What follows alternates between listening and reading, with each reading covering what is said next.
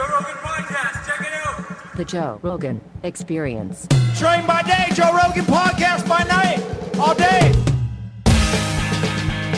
We're up. Yeah, this a company called M Theory sent this to me. And this was when Efren Reyes snuck into America under the nickname Cesar Morales. Yeah. And won some big tournament at Reds, wherever that is. Probably in Chicago. I don't know. Put the headphones on, dog. Let's get rolling. I was like, You don't have to. Or we could not have headphones. Do they no, feel weird to you? Good. That's good. No, it's good. You're okay? I don't care. It doesn't matter. It's just good if, like, we show a video or something like that. Right. Dude, you came that close to being 2 year in a row U.S. Open champion. That fucking close. Yeah, How's 2 that days feel? ago. I mean, I feel super tired because my schedule has been hectic lately. Yeah. You know, I played the World Championships in Saudi where I also lost in the finals. Did you play the Florida Open too? Florida Open. I Right. played the tournament in between that. So basically I played back-to-back 4 events. Wow. It's been over a month already. You know, staying on the road, constantly playing. Dude, this is the real good argument you're the best player in the world. And if you're the best player in the world, I think you are. You got my vote. If you're the best player in the world today, you're the best player of all time. Oh, well, I mean, it's really tough to... A lot of old guys talk a lot of shit, but I'm just saying. Always. I mean, this guy on my shirt, he certainly gets the, like, as far as, like, the greatest of all time, most achievements of all time, Efren. The Z shot, like, all the crazy stuff that he could pull off with a cue ball. Did you see It's the shot amazing. that I made recently? Which one? The 3-rail kick. I did see that, yeah. I mean, it is tougher. It is a tougher kick. It wasn't as you know, the situation wasn't like, it was a Hill that he Right. played against Earl, you know, in the Right. finals. So it's obviously it's a much different environment. But the kick that I made was sick. It was pretty sick. Well, you know what? The Filipinos put kicking on the map, right? Oh, for sure. Like They're the best. Efren, when he came over here, they changed the whole game. Jose Perico was really good at it too. Carlo Biado now Yeah, is the best kicker. Oh, so good. It's amazing. Yeah, Here it that's is. the one. That's the one. Good thing I have a filmmaker traveling with me everywhere, filming me now. That's a crazy shot. Yeah, I actually lost that match to Duan Kwok. Almost made shape on the 2-ball too. Yeah, that's what's horrible when you make an amazing shot and then lose the match. Yeah. That's how it goes. Yeah, look, it's a crazy game. And the game that you guys are playing right now, the reason why I said I think if you're the best player today, you're the best player of all time, because the conditions are very different. For people who don't know, who don't play pool, okay, if you're going to a regular bar and you're playing on like a bar table, those pockets might be 5.5 inches. Right? Well, also in U.S., people are playing on 7-foot tables versus Right. we play in a on bar, 9. Yeah. Sure. They're 9-foot tables and the pockets are 4 inches. And so when you get 2 cue balls, you try to put them next to each other Can't and try to fit stick. You can't even get close to sticking them in a 4-inch pocket. It's really tight conditions. And I think there's better players now than I've ever seen in my life. And I've been watching pool for 35 years and playing pool for 35 years. I've never seen better players than play today. And I think you're the best today. So in my book, that makes you the best of all time. Well, like you said, the conditions are completely different. The game Yes. changed. Even in the last 3 years, I think the game changed drastically. Yeah. You know, we changed the breaking formats. It used to be 1 ball on the spot with the magic rack, no 3-point rule. So All the people at home that don't play pool go, what the fuck are they talking about? We're talking about professional pool, ladies and gentlemen. yeah, we have all kinds of little rules. lingo. Yeah. The 9-ball on the spot made a big difference, right? Yeah, 9 ball 'Cause on the then spot, you don't- break box. Yeah. When you were showing me today how to break that way, I was like, oh, that's crazy. Like, you have to hit it with draw, and you have to aim towards the back ball. Like, wow. Yeah, well, we can't really say that. Oh. 'Cause Too late. The others may. The others. Yeah. Yeah, it's an insanely competitive game now. And shout out to Matchroom, right? Because Matchroom with DAZN, they've done an amazing job with boxing and a bunch of other sports. But what they're doing with pool is crazy. There's so many events, and it's all over. You can get it on the World 9-Ball Tour. It's WNT.TV, right? Yeah, they That's they the moved. website. I think they Yeah. moved from DAZN to their subscription Yeah. type platform. Amazing. It's amazing. And then there's also their Matchroom Pool YouTube channel, which has tons of stuff on it for free. It's Yeah, like, they are elevating the game for sure, and they are the reason why pool is where it's at today. You know, versus where it was 5 years ago. I think. Yeah, it's huge. I have friends who send me videos now, like People Oh, just yeah. randomly find videos on TikTok or on Instagram, you know. Pool is booming on social media, and I do my own social media. I have a filmmaker that follows me everywhere. We try to film as much stuff. It was very funny what you did in New York City, or in Atlantic City rather, when you went to that pool hall and you went under skies. Yeah. That was Metron's idea. I think it was pretty cheap budget. We could do it a lot better, especially when we go to Asia. I think. You can't sneak around at any pool hall. Well, if though, you put dude. me and make me look like a grandpa or something. Okay. You know. Like you'd have to get into disguise. Yeah. Well, their disguises are really good today. Have you ever seen those CIA disguises that they use? So apparently, this is a story. Apparently, and this was told to me by someone who I really trust, Obama was having a meeting with someone in one of the rooms in the White House. And he's in the middle of having this meeting with someone who he's met before and had conversations with before. And then they inform him, Mr. President, we just want to let you know that this is not who you think you're talking to, and we just wanted to demonstrate how good the special effects makeup is and masks are. Mm-hmm. This is not that person. And he was like, what? Now, I haven't confirmed this. I don't have Obama's number. Right. Well, I'm like, where I can call him up and go, bro, is that real? Yeah. But I believe it's real because I've seen up close, like really, like when Tony Hinchcliffe does Kill Tony, sometimes they have makeup artists that dress people up and make them different people. Like they did a Biden one, and Kyle Dunnigan played Elon Musk, and I didn't even recognize him. I was like, who's this guy? Like this is weird guy, like acting weird. And then like that's Dunnigan playing Elon Musk. I was like, no way. Right in front of him, I thought it was just didn't look like Elon Musk. It looked like a weird guy. But it didn't look like him. And it looked like a person. It didn't look like a guy in makeup. It didn't look like a mask. It looked like a real person that just was weird looking. I was like, this is crazy. Yeah, that's what we should do. And I think it's going to be really, really good if we do that in Asia, like Vietnam or Philippines. You got to work on that voice, though, son. You Russia all day with that voice. I know. I can only be like an undercover, I don't know. Yeah. Somebody from... And for people that at home go, how could he be the number one in the world if he just lost? Aloysius Yap should be the number one in the world. He should be the number one of all time. It's like long races are really what's up, right? Well, it's by the rankings, I'm number Yeah. one. By the rankings. And what we have now with Metrum, it's 2 years of prize money combined throughout all the tournaments. But I think the real matches that you play where you really get to see who's the best, and this is only for like hardcore pool nerds. The real ones, like the one you did with Shane, was like 3 days, race to 40 each day, 120 games total. Like, Oh, yeah. That way, there's no questions. No. After 3 days and 120 games of pool, possibly 239 games of pool. That's how I almost won the first time we played. Really? 'Cause I lost the first time. That's right. I lost 120 to 116. I was down and up and down. And Yeah. last day I was up by almost 15 games, I remember, and he came back and beat me. Yeah, it was super impressive. But it was even more impressive you coming back the next year and steamrolling him. Like you won by quite a few games. How many did you win by? By 42, I think. 42 games is crazy. Yeah, That's 120 crazy. to 78. I think that was the score. And that was for. Did you advertise how much that money was being We were gambled? Well, we were advertising that it was for 50, but it was a little bit more. So you had a bunch of other people chumming in, throwing money in. Yeah. Well, myself included. So you don't want to say the actual total? I don't know. Okay. So okay. Are we allowed to? I don't know. I mean, unless you're lying to the IRS, which as a new citizen, I would say don't do that. So yeah, we'll play lie. for 50. We'll play for 50. Oh no, you're gonna get in trouble. You I don't think you were a citizen last time you were here, right? No, I'm not a citizen now. I have a permanent green residency. card. Green card, Okay. yeah. What do you have to do to become a citizen? I think you have to be a permanent resident for 5 years, and then you can apply if you follow certain rules. Like you have to stay in the U.S. for 6 months of the year, out of the calendar year, each year. Well, you better stay away from Home Depot because those dudes are getting crazy. Yeah. They're snatching people up left and right. Yeah.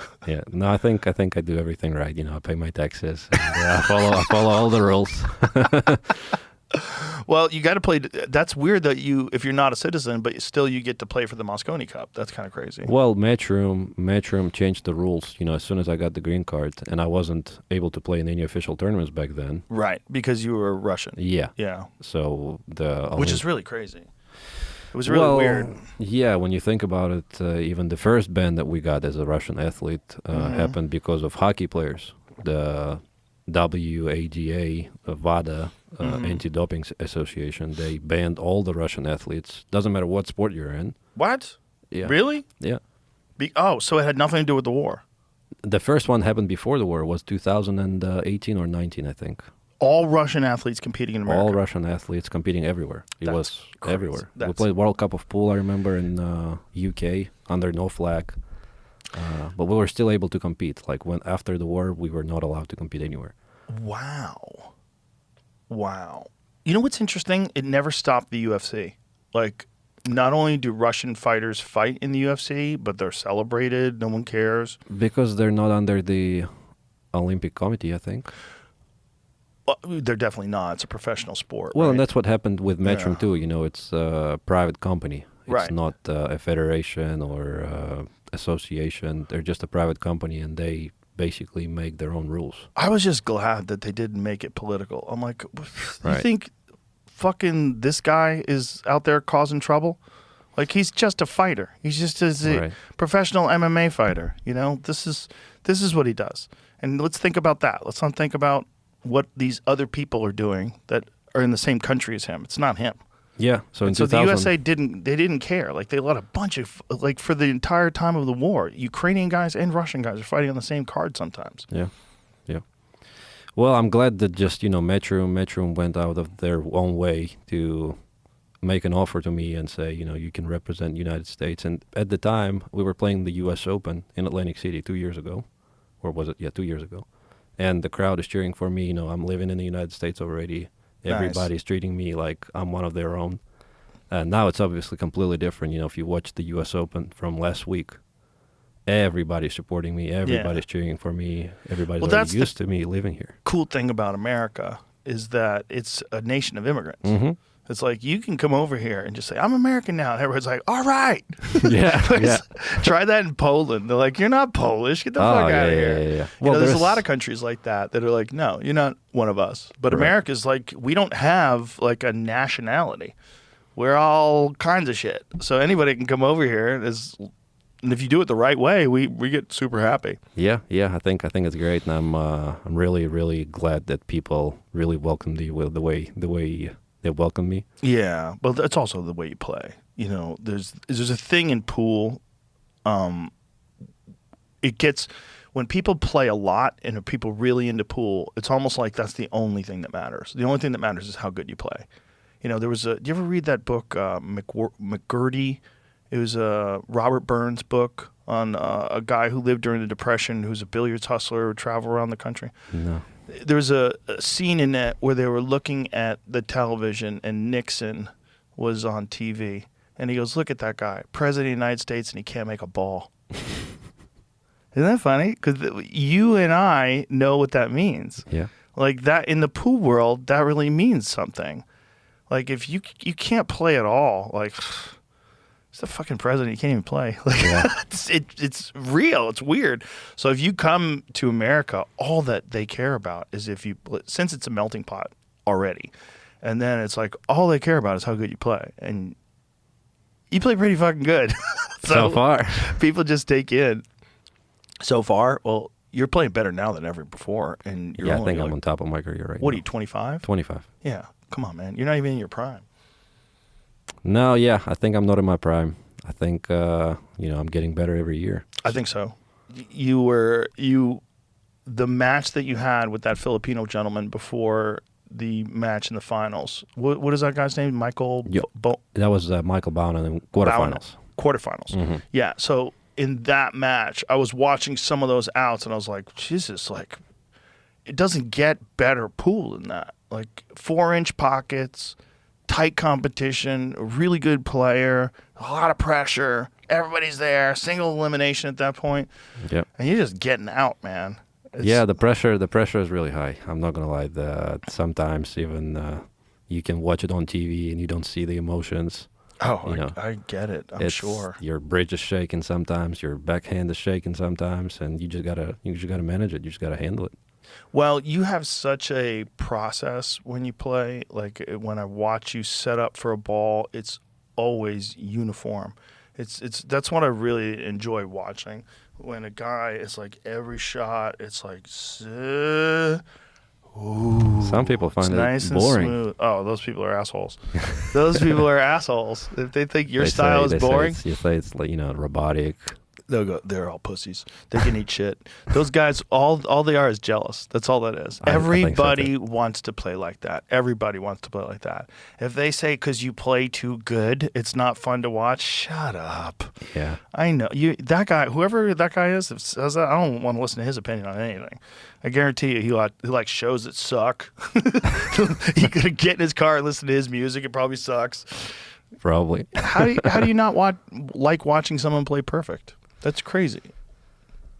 Well, I'll have to agree. Doesn't make any sense. But then there are guys who play wild that it is fun to watch, like Muhammad Sufi. That Oh, guy, yeah. he gives me anxiety. Yeah, very unique. He's Sidearm. barely holding onto the cue, and he just fires balls in. He yeah. runs around the table. He like one strokes everything, and he's just getting out from everywhere. You're like, ah! Yeah, he's very, very talented. We So have a good. few guys like that. Oliver Yeah. Ortman. Yes, I remember him. Yeah. So he used to win, world championships and multiple world titles. He was on Mosconi Cup and won probably Tony 5. Drago. Yeah, Tony Drago, same. That guy was crazy. He was just Flying running around around the the table. table, Flying fire around. balls in. He Exactly. couldn't miss. Yeah, those guys are fun to watch. But what are we here for, right? You're here to win. You're here to run out. You're here to get perfect position. You're here to dominate this very difficult table. Yeah, everybody's different. Everybody Right. has their own style. But under extreme pressure, it's better to have your style, or Coping Chung style, or Coping Yi style, methodical backstroke. It always looks the same, smooth delivery. And, I play half-ass pool, but I understand what's going on. It's such a mind fuck. Oh, yeah. Every game is such a mind fuck. Every time you're about to pull the trigger, you're like, now, no, one more stroke. Now, no, one more backstroke. Now, no, not yet. Not okay, we're ready. I hope we're ready. Go. Well, you don't really have that because No. when we Shot play, we clock. have shot clock. Yeah. Yeah, shot clock is brutal. Shot clock is a game changer for sure. It's hell. Because you gotta make the decision basically right out of the gate, right out of the chair. When you're in chair, you already know what you're gonna do because you only have 30 seconds and one Right. extension per rec, That's which gives you an crazy. extra 30 seconds. And sometimes the pressure is really high, and when you get completely brain dead, you don't want to be in that position. I think the Derby's a little bit better. They give you a little 10 more seconds. I Well, think at that Derby, 10 more the rule is seconds. where as long as you stay down on the shot clock doesn't. That's good too. Yeah. The other thing that's brutal is the beeps. Oh yeah. Dun, dun, dun. When it gets down to 5 seconds before you got to pull and you pulled the trigger on a 9-ball with 1 second to go. Oh yeah. I was watching. I was like, "Oh my god, I would be having a heart attack right now." I almost had. Mosconi Cup is definitely, when it comes to pressure, it's the highest pressure you can ever. Well, everyone's screaming and cheering. Everyone's screaming. For people that haven't seen it before, most pool tournaments are very, very respectful. People will clap after you make an out, or sometimes in the middle of a game, like if you make a really good shot, they'll clap. If you get great position, they'll clap. But as soon as you drop down to shoot the next ball, everybody gets quiet. Oh yeah. Mosconi Cup, those rules are off the table. Off the People table. And are sometimes hammered. they shark you. Oh, yeah. They would be super loud, and you have a super tough 9-ball, and everybody would for example, you're playing UK, and 95% of the crowd is Europeans, so everybody's cheering for Yeah. Europe. Yeah. So let's say I'm on the tough 9-ball, and everybody's loud, and then everybody will go like shh, shh, shh, shh, shh, and everybody will go quiet just in a second, and it's really, really tough to pull the trigger in that situation. Yeah. So it's a tough environment to play in, but that's what makes this tournament special. Well, it's fun to watch, though. Oh, yeah, for I'm sure. so glad that all tournaments aren't like that, though, where you encourage people to be assholes. Oh yeah, It's kind of weird, though, that they've agreed to only be an asshole for one tournament.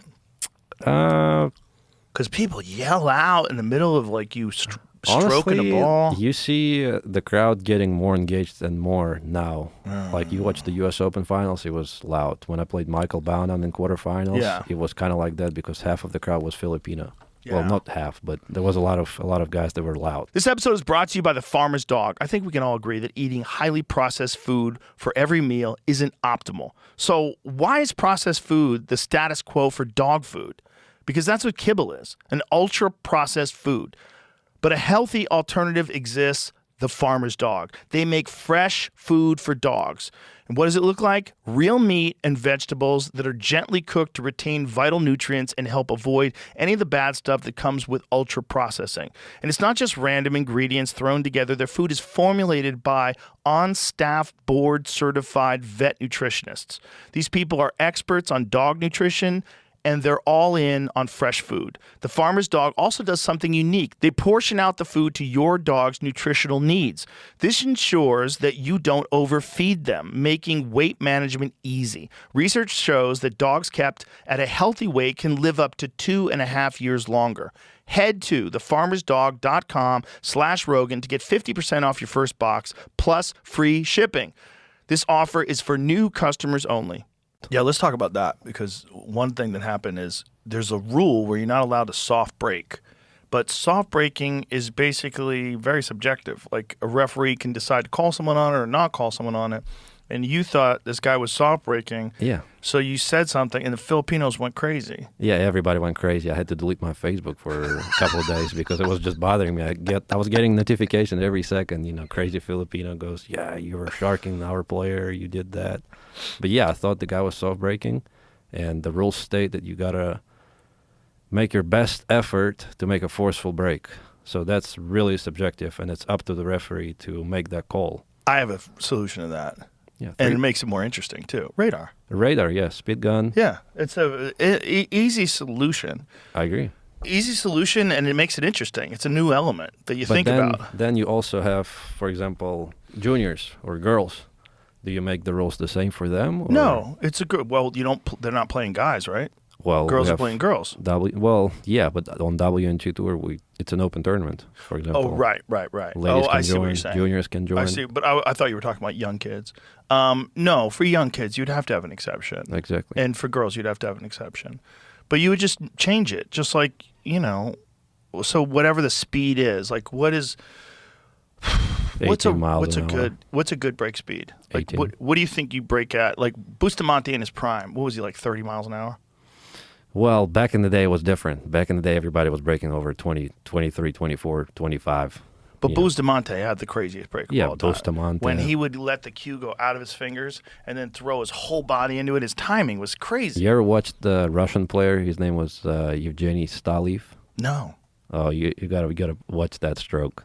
It was even crazier. Really? Oh yeah, it's That's like nuts. Roberto Gomez. Oh, same he has thing. Crazy break. Same thing. He's up. Yeah. Goes up. Yeah. Way up.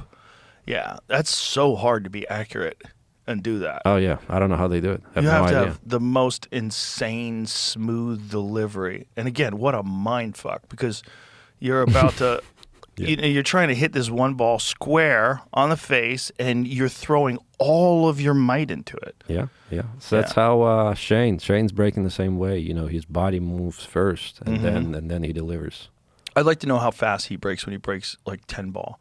Because when he 10 ball breaks, it's pretty crazy. He breaks pretty hard. I like to break with softer speed and with more control, but he just whacks him. So what do you think would be like a reasonable mile per hour that you would impose where you'd say anything slower than that is soft braking? Is it like 15 miles an hour? Or I think it has to be higher, maybe higher. 18. And that will also push the players to practice. For example, you wouldn't want to break borderline 18 because it may be under. Right. So players will try to break harder. 19, closer to 19, maybe harder than 19.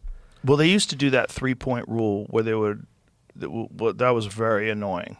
Where You think it was very annoying? Yes, it was very annoying because sometimes guys would break hard, but the referee didn't rack them that good. Right. And they made a ball, and then the opponent gets to shoot. I'm like, that's crazy. In that case, yes, I agree. But that's another simple solution. It's better than what we have now, Yes. I think. I think the radar is the way to go. Yeah, the radar is definitely the way to go. I mean, and also it's kind of cool. and you get to Yeah, and extra stats you have. Well, and some guys play like Shane, even in 9-ball when he does the cut break, he breaks really hard. Kachi is the one that Kachi breaks the really- hardest. well, he's a big fucking dude. Oh yeah, he breaks the Yeah. hardest. I don't know how he keeps the cue ball on the table, to be honest, with that speed. And it doesn't even look like he's trying that hard, because he's such Yeah. a big dude. He's just Last tournament he was breaking open bridge, which is even crazier. Yeah. People, that's one thing about pool, though. If you want to get spectators, you want hard breaks. Yeah. Like people love it from like The Color of Money when Tom Cruise breaks and Paul Newman goes, "Who's that kid with the sledgehammer break?" It's a dumb American thing. But if you want to get like American people to tune in, you got to break hard. Yeah. Like this is why Earl Strickland still gets mad. He gets mad at everything. I heard Mike Siegel talk about it too. He's like, why don't they just hit it straight on the one ball and hit it as hard as you can? Because it's no fun. You get zero control that way. It's no skill, really. I just think he hasn't had someone lay it out to him like the way you just did with me, where you explained it to me. This is the first time that I had anybody explain to me that particular break. I'm like, oh, and you did it dead on. And you knew that the cloth was a little worn because it's a year-old cloth. So you're like, okay, because of that, I'm going to have to hit it here, and it'll go on the side. And you smashed it, and it went right in the side. I was like, oh, shit. Like, it's not... It's not risking. You're not like gambling. The only thing you're gambling with is that the ball's going across the table. But it seems like you guys kind of have that mostly worked out too. Well, that's the thing. Everybody on the tour is figuring out the break really fast. Doesn't really matter what you change in the format. The players will figure it out. The fun thing to me about your life is that you're traveling all over the world playing, and then occasionally you have these marathon gambling sessions that they stream online. And I've got a good buddy of mine, Tommy, from Connecticut. Shout out to my boy Tommy. And he and I will like be fucking texting to each other, like for 3 days in a row while these matches are going on. And I get so juiced up for him. I get so excited about him. But it's like that's the part of the game that has always been the most romantic, the gambling part of the game. And I'm glad that people aren't shying away from that, because there was for a long time, gambling was thought to be negative for professional pool. That's not the case anymore. Well, it could be. It could be. It could be, sure, because you're bringing in shady people. For sure. Well, if you're gambling $100,000, where'd you get it? Well, Where'd you get it? Bob the drug dealer came over and, he wants in. He's staking me, and if I win, I get 40%. But in our case, it's different. Yeah. Like our matches that we make, there's only a couple of them that we did. We played twice with Shane, and there's also a few one-pocket matches we did. But the biggest ones were with Shane, and it's only a small group of people. It's basically just, a few guys, my managers, me, and same thing from Shane's side, so everybody knows each other. Yeah, for sure, in your case. But in the case of like high-level gambling in pool, Oh yeah, there's a for lot sure. of shady characters. sure. A lot of shady characters. A lot. How often do you gamble just in regular life playing pool? Does anybody ask for like giant spots or anything like that? Well, everybody's asking for ridiculous games all the time, but I think my gambling days are over, and now I'm a tournament player, really. Well, you got too good. Yeah. Like I played you when you were here like 2 years ago, and I definitely play better now that I played 2 years ago. But you play way better. You play even better than you were playing then, which is crazy. But you were banking out and making shots. I was like, this is so humiliating. It's so humbling. Yeah, I do play a lot better than I did 2 years ago. Which is hard to believe, because you're the best player in the world and you're getting better. That's one of the coolest things to me about any game or any sport, anything, is that, and especially today, because there's so much data that's available. Like, say if you're a young player and you're learning how to play, you can watch pool on your iPad till 3 o'clock in the morning. You watch matches and you learn. You learn how to play things. You learn like why did he do it that way? Like, oh, and then you rewind it and you go, oh, none of that was available to like Mike Siegel back in the day or Nick Varner and those guys. Yeah, there's tons of videos on YouTube. There's so much information. Yeah, and you can also watch it on TV. I think Metrum has shown all those tournaments, all of the majors on TV everywhere except US, I think. Yeah. And so it's just like everything else. with the new generation, the level just gets higher and higher with everything, unless there's physical limitations. And with pool, it doesn't seem like it's not like running a 4-minute mile or running the fastest 100-meter. We're all crooked. All of our backs are crooked. Oh yeah, for sure. We're always bent over. It's always one-sided sport. Every one-sided sport is kind of like that, I think. Archery's like that. Archery, golf, shooting. Yeah.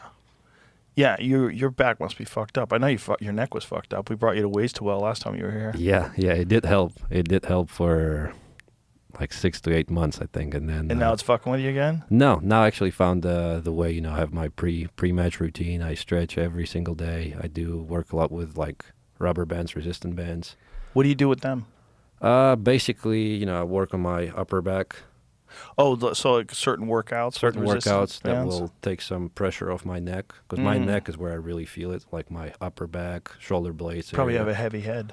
That's what it is. Yeah, maybe. But I did all the MRIs, and I did have like a bulging disc, C4, C5. Yeah. That started to progress and was getting worse. I went to Russia for that. I think I was reaching out to you at the time. Mm-hmm. And I found a guy that helped me a lot with like routines that we built. And since then, knock on wood, everything was good. Oh, nice. Did you ever get one of those things that I was talking to you about? Those decompression things where you put your head in a harness and you like pull on the door and you set it on your door and you can like hang by it a little bit. Those are nice. Yeah. And also, how do you call that?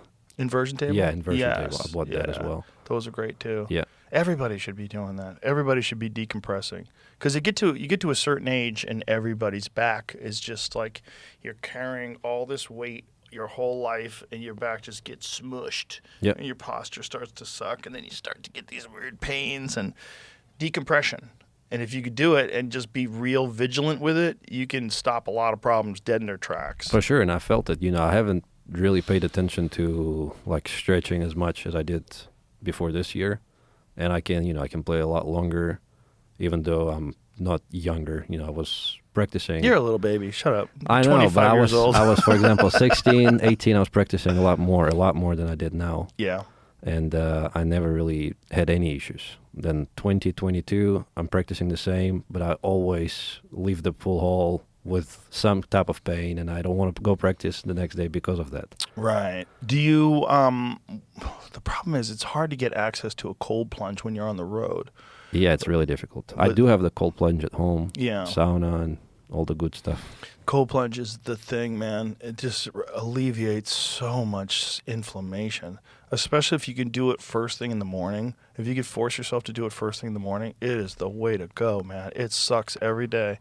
But if you just do it, you get out of there. You're just like, you just feel loose and free. Yeah. And as long as you don't do it within like 2 hours of you playing, you have to wait like probably 2 hours for your body to like fully warm back up again. Because if you are cold, it will kind of mess with your with the muscles. It will be too tight. Yeah. I was telling you the worst thing ever for pool is lifting weights. There's nothing worse. I found it myself. It's terrible. For sure. You know Willie Hoppy, the old school billiard player. You never heard of him? Willie Hoppy, no. Never heard of him? You know what a Hoppy cue is? Hoppy cue, no. No, okay. A Hoppy butt is like a type of butt that doesn't have a rubber bumper on the bottom of it. It's just flat. And for whatever reason, Willie Hoppy used to prefer that kind. I think. It's named after him for some reason. Anyway, he was a famous billiards player, like the turn of the century. And the turn of the other one, like the early 1900s. And he wouldn't even drive a car. He refused to do anything with his arms. He wouldn't drive a car because it would mess up his pool game. Mm-hmm. Yeah, I mean, some players are super superstitious about the stuff, Cars back then, though, didn't have power steering. So you have to think it's probably really difficult to steer them. See if you can find a photo of Willie Hoppy. He had the weirdest sidearm, too. Yeah? Totally sidearm. Like Keith McCready. Exactly. It's like these guys start playing when they're 5 years old and they can't really reach the table correctly. That's exactly the reason why, for example, when I started, I played Russian Pyramid in the beginning. And I was always sidearm because, I wasn't tall enough. They sent me to the pool table. Yeah, look at him. Isn't that crazy sidearm? That's nuts. Just like Mohammed Sufi. Yeah, that's him when he was an old man. Yeah, just like Sufi. Weird, right? Yeah, it's crazy that. Like, if you ever saw someone play like that, you'd be like, look at this lemon. Yeah, you would want to play that guy if you watched Yeah. him over the ball.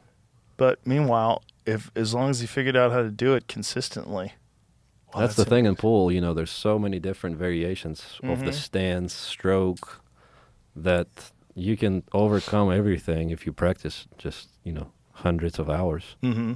So it wouldn't really matter. You can play by the book, but in the end, all that matters is how much time do you spend at the table. The rivalries, the marching bands, the upsets. Saturdays just got way more fun. College football is back.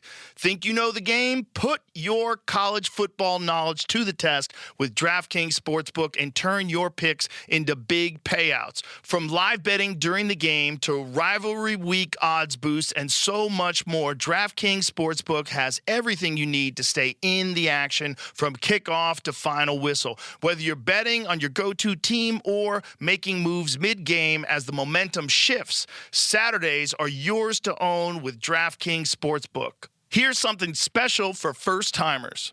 New customers bet $5 and get $300 in bonus bets instantly. Download the DraftKings Sportsbook app and use the code Rogan. That's code Rogan for new customers to get $300 in bonus bets instantly when you bet just $5. In partnership with DraftKings Sportsbook, the crown is yours. Gambling problem? Call 1-800-GAMBLER. In New York, call 877-8-HOPE-NY or text HOPE-NY 467-369. In Connecticut, help is available for problem gambling. Call 888-789-7777 or visit ccpg.org. Please play responsibly. On behalf of Boot Hill Casino and Resort in Kansas, 21 and over. Age and eligibility varies by jurisdiction. Void in Ontario. Bonus bets expire 7 days after issuance. For additional terms and responsible gaming resources, see dkng.co/audio. Like Shane. Yeah, exactly. Like when Shane, he's arguably the greatest of all time. Is in the conversation for the greatest of all time. 5-time U.S. Open player. Hits the ball in a way that everybody tells you don't ever do it that way. Yeah, exactly. He stops at the cue ball. Instead of following through and letting the cue ball slide through, he stops at the cue ball. He's very unique. Same as Filipinos. Filipino players, they have the unique style of play. They're super fluent. They're like dancing around the table. Mm-hmm. But nobody plays like that. Nobody else plays like that. Yeah, it's interesting. It's again, as long as it's repeatable. Yeah. It's like there's a lot of things like that. If if it's repeatable, if you can do it over and over and over again, it does. There are no rules. No, I mean they are written in the book. But how could you say that Shane Van Boening is doing it wrong? Exactly. It doesn't even make any sense. Exactly. It doesn't. I mean, he's probably won more tournaments than anybody ever, right? Who's won the most tournaments of all time? I mean, that's a good question. We were just talking about it this morning. I think Shane is definitely one of. It might be Shane. It might be Shane. Shane might be the greatest of all time right now. Yeah. I mean, that's what Jeremy Jones says is the greatest of all time. Yeah. That's his pick. It's what's crazy with him too is the deaf aspect that he shuts his hearing aids off when he plays. That must be amazing. That should be illegal, by the way. I mean, it should be. Really? I mean, listen, man. It's life gives bad. you lemons, you make lemonade. I know. The dude was born deaf. That's fucked up. It is. It is, but it's... That's the advantage he gets. He can shut them bitches off. I mean, yeah, I guess. Come on, man. You can't check to see if he has it on. Like, Shane. I mean, do you think we're not checking? We are checking. Are you checking? Oh, of course. Do you say things to him? Motherfucker has it off all the time. How do you know when he has it off? Well, because just before his match, he goes to his phone and puts it all the way down. Oh, so his phone, it's Bluetooth. His hearing aid is Bluetooth. Oh, yeah, he can control it by his phone. Oh, that seems dirty. Because you're not allowed to wear, noise-canceling earbuds. No, you're not. Earl always wants that, but yeah, they're not allowing him. Yeah, I remember when Earl used to wear, gun sight glasses. He used to wear glasses like the kind you wear at the range. Yeah. And then he was wearing headphones for a while, so they told him not to, like a pilot. Yeah, like complete noise-canceling headphones. Ones that look like they weigh 5 pounds. Yeah. And then he's got weights that he wears around his waist sometimes. He's definitely a character. He puts weights on his elbow. He puts tape around his fingertips. And then he makes his cue as fat as my forearm with whatever kind of tape he's using on it. Yeah, he runs 5 miles every day. Does he? Hundreds of squats. Oh yeah, he's fit. Wow. Well, I mean, he doesn't look very fit, but he works out every day or does something. Is he the oldest guy that's still super competitive? Like, how old's Ralph Souquet? Ralph Souquet is still pretty competitive. No, Earl is older than. Is he? Yeah. Right. So I think Ralph Souquet is actually like my age. Yeah. And Earl is like in his 60s. So he's probably the oldest guy that's like playing competitively and winning. Yeah, for sure. Yeah. It's a fucking game for young people, son. You got to have them young eyes to cut that ball in. For sure. The eyes is everything. Yeah. How many guys do you know that got LASIK surgery? A few. A lot of players wear contacts when they play, but LASIK has been the game changer for them for sure. Now, are these young players that are coming up, are these guys embracing like a healthier lifestyle? Because one of the things about pool is like it's always been connected, at least when I was young, it was always connected to, especially the gambling, connected to a lot of partying, a lot of amphetamines, cocaine, and then, just... Well, it's just changing. It used to be just a game played at the bar. Now it's a sport. I think now in the U.S., everybody's taking the European approach. More methodical, more disciplined, and they treat it as a sport. Right. Especially the younger generation. They see who is more successful on the tour. And if you look at top 10 right now, every one of us, we try our best at everything, when it comes to food, pre-match routines, how we practice, how we treat pool as a sport. So I think, yes, definitely it's changing. And that's why the pool is in a different place where it was. Well, it's only because of the promotions, and they deserve everything. And then, of course, the players. But without the promotions, like putting these events on and making them a big deal, for sure. They wouldn't get all over YouTube. It wouldn't get all over these social media sites. But what pool really needs is something like, like they had the Hustler in the 1960s, made pool explode, and then they had the Color of Money in the 1980s, made pool explode. They need something like that, like some. 2 days ago, trailer on Netflix. You haven't seen it? No. Yeah, what is it? Netflix made a documentary about Eddie and Barry Hearn. I think it's about their family and their business. And I think 2 or 3 episodes are about pool. Oh, well, that's good. That'll help. Yeah, that's really good. That'll help. Most of it is about box, I think. Boxing, darts, and how they started the company. But pool is a big part of it. Oh, they do darts too? Darts, snooker, fishing, I think. And fishing. Yeah. Really? Yeah. Like fishing tournaments? Like that kind of shit? Fishermania, I think that's what it's called. Fishermania? It's like bass tournaments or something like that? I What are they catching? I have no idea how it works. I know Shane's a big fisherman, right? Oh, yeah. He Huge. goes Ice lake trout fishing. fishing. Ice fishing is his thing. Yeah. That's South Dakota mentality. It's the most boring thing I think you can do. It's not Sit that on bad. the ice all the day long. It's actually kind of fun. Freeze your ass off. I did it a couple years ago. I caught a trout. I was pretty jazzed up. Yeah, if you catch something, then yeah, for sure. It's pretty cool. Like you're standing on ice, so you're kind of freaked out that you're standing on ice, and then you use a drill to drill through the ice, and then you know exactly how much is separating you from drowning. So you only need a few inches, but when I was doing it, it was about 7-8 inches of ice. So what do you do? Like you put a tent around you? Or? Yeah, most of the times that's what guys do. They put some kind of a tent around them, and then they get a drill, and then they go right into the ground, right through the ice rather, and then you have like a little net where you scoop out new ice that forms, and you just drop your line right down there in the hole. That sounds real fun. It's exciting. It's exciting when you catch one. Yeah, I did fish a couple of times in my life, but nothing really exciting for me. The problem when you can play really good pool is about as fun as anything. Like really good, which is, I've always said that pool is like an art form that only the people that practice it can appreciate. When you watch someone who plays really good, you're like, wow, that's beautiful. Like, that's beautiful. But to an average person, like, oh, he just made a bunch of easy shots. Exactly. Like, you can't really see, the beauty of fundamentals. Exactly. Yeah. Positional play, At least if you're explaining jiu-jitsu to someone, at least people kind of get it. Oh, he's going to break his arm. Like, oh, he's choking him. Oh, he's got his neck. Yeah. But when you when you watch someone play pool and you don't understand how difficult that 3-rail position was to get perfect on the 4-ball, you're like, oh my God, that was amazing. Or when they say, he's in jail, he's hooked, doesn't have a shot. Just regular people that probably don't understand. They don't get it. They don't get it. And they never will. It's just like you're going to have to play it to understand how hard it is what that person did. Yep. The casual person doesn't understand, unfortunately. So what we need is more people playing. If more people play, then more people would watch people playing. I think more people start playing.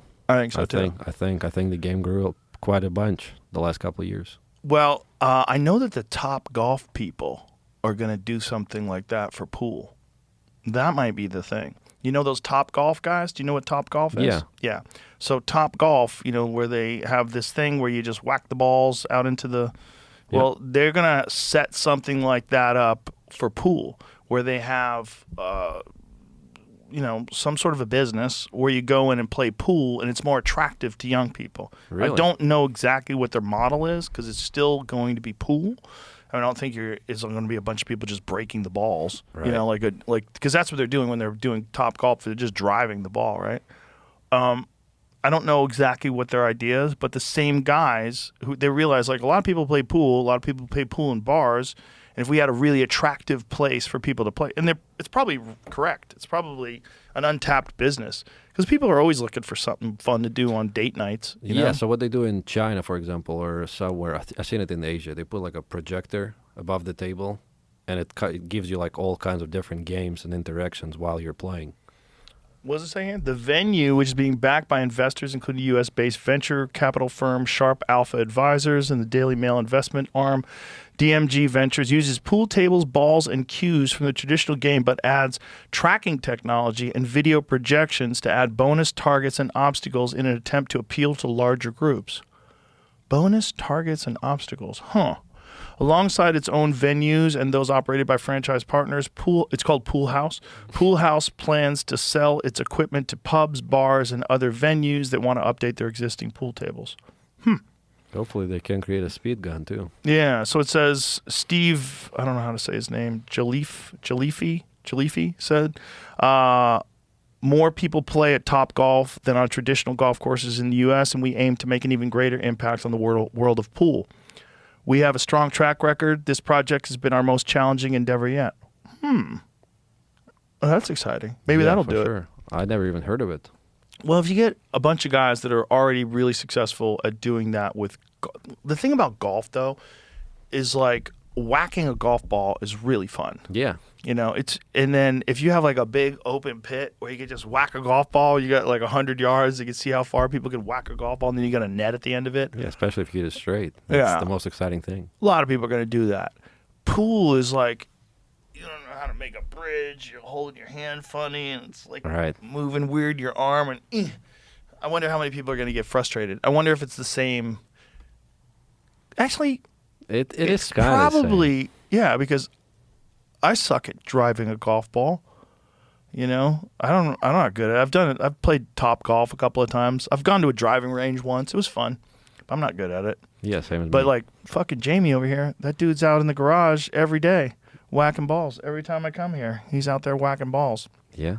And so you realize like there really is like there's a lot of technique just to the drive. It's very similar probably to a break shot in that regard. Yeah, for sure. Same. Absolutely the same.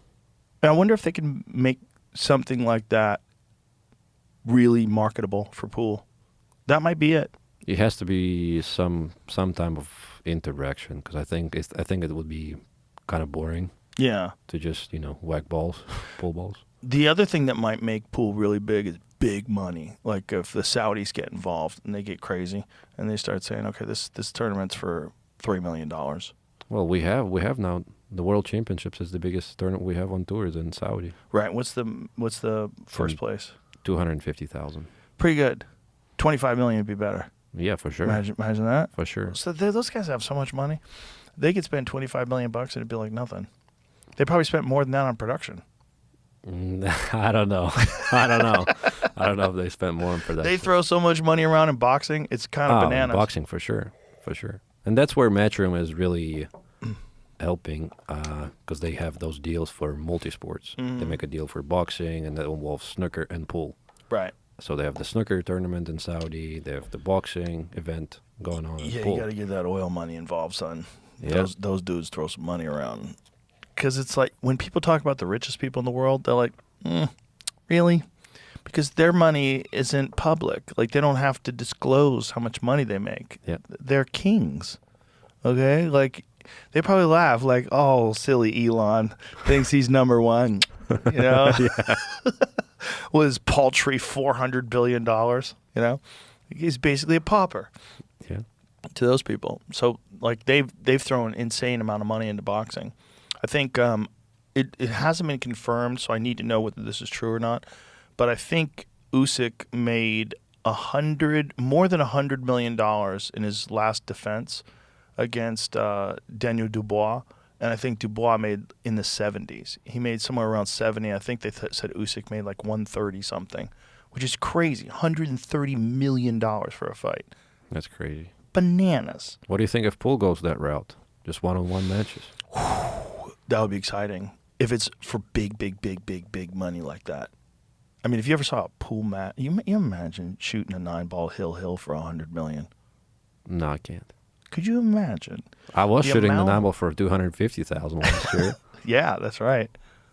Yeah. Yeah, Glad I was straight in. yeah. That was crazy. What was that like? I mean, it was a crazy match against Kachi. We played Yeah. World Championships finals. He was And on the it hill was, first. it was hill. That's Hill, right. he scratches. I get ball in hand, shaking like a leaf. Were you? Oh, yeah. It was incredible. I mean, that's the biggest tournament we've ever had. Right. Biggest tournament I've ever had in my career. You know, we only have so many tournaments that pay those kind of money. And it's really difficult not to think about it when you're playing. Yeah. And, yeah, that's definitely the highlight of my career, you know, making that tough 8-ball. I mean, it wasn't tough, but the positional play was tough because I had to go up and down with the cue ball, and I Yeah. landed right where I wanted to be. So I was straight on the 9-ball, no pressure at all. That's a good one for people to watch that are like, what is this all about? Watch that one. Watch that one and know that they're playing for $250,000. Yeah. I mean, second place paid 100, so it was a 150,000 difference. That's a lot. It is a lot for one rack of that's- pool. And for one 9-ball. Yeah. That's the beautiful thing about 9-ball. You could run everything and then chunk that 9. Yeah, game over. It's such a mental game. It's a Re- game of millimeters, really. Mhm. You know, single roll this way, that way, and you're hooked. Yeah. Or you're on the right side of the ball, wrong side of the ball. I was listening to John Schmidt do commentary once, and he was saying how crazy it is if you really think about it. Every other sport that involves a ball, it's like something is hitting the ball. It's like you have a bat hitting the ball, or it's like no other sport has a ball hitting a ball. And then trying to be like really accurate over distance. And That's then right. making that ball move around and get perfect for the next ball. Like even golf, you're hitting a ball. It's very difficult, but you're hitting a ball. Mhm. You're not hitting a ball with a ball. It's a whole nother element. So you think pool is the most difficult sport in that regard? It might be snooker. Excuse me, snooker. Snooker is boring. Oh, I don't think it's boring. I think when you get a guy who's really good, who plays, you know, I think it's really difficult when it comes to like how difficult is it to execute the shot because the balls are smaller, the cues are thinner, the pockets are tinier. You know, Yeah. the table is bigger too. if you watch Ronnie Sullivan play, you can't think that that's boring. Of course, I mean, of course you have players Yeah. like Ronnie. I mean, you can never say that it's boring. Yeah. But I think the game itself, it's just too much safeties, nothing shots here and there. Yeah, but it's because it's so hard and because it's so big. It's a 12-foot fucking table, which is crazy. Yeah. And the pockets are tiny and the balls are tiny. It's a really hard game. But when you watch a guy like Ronnie and he doesn't miss for like 30, 40 shots in a row, you're like, this is crazy. What's really crazy about snooker is there's only, 4 or 5 countries that really play that game, but it's a lot bigger than pool. really? Pool is a lot more international. If you look at the majors that Matchroom have, look at the last 64, the last 32, you will have 20 different countries represented. So That's interesting that snooker is bigger. Like, how much do they make? What's like a? I know they were making like gigantic money in the UK. Is that still happening, or has it died down a little? Well, most of the majority of the tournaments are in the UK, I think. There's a lot of them happening now in China as well. But I think really Scotland, Ireland, Wales, UK, China, that's about it, and a few European players. And they make, I would say, the top guys, they make over 2-3 million a year. Do you remember the scandal? There was a scandal with one of the players a few years back where they got him on hidden camera saying that he'd be willing to dump a match. Oh, yeah, there was a lot of Chinese guys that got banned for it, too. Oh, really? For dumping a match. That's the problem with gambling. Yeah. Right. When gambling gets involved and you realize, like, if you get your friends to bet on the other guy. That's the problem with, I guess, getting the bookies to be involved in tournaments as well. Because when the prize money are not big, you will have players thinking, winning the tournament is nice, but I don't have to win that. I can just lose my round one, go through the loser side, and take a free shot at those 100,000 real fast. Yeah. That's unfortunate. But is that part of the thing of not having the kind of money that golf has? Because I doubt that people that play golf are dumping on purpose. Because there's so much money on the line. Yeah. They don't have to. Yeah, they don't have to. But when the difference between like winning and losing is so huge, and then you can gamble on it, and then you have friends, and you tell your friends, like, listen, bet on him. Yeah. And I'm going to make sure I lose. It's like, I think it's too easy to make money that way. Yeah, but also I'm pretty sure they're always investigating. Every big bet is investigated, I'm pretty sure. I'm sure. But you don't have to do big bets. No, you don't have to. Could be multiple. And you can have some offshore accounts. Yeah, it could be. Especially if you're doing it online, you use a VPN. I'm gambling from Vietnam, Yeah. Yeah, you can find ways, I'm sure. But yeah, I mean, it's the problem. Yeah. Shady businesses, man. Yeah.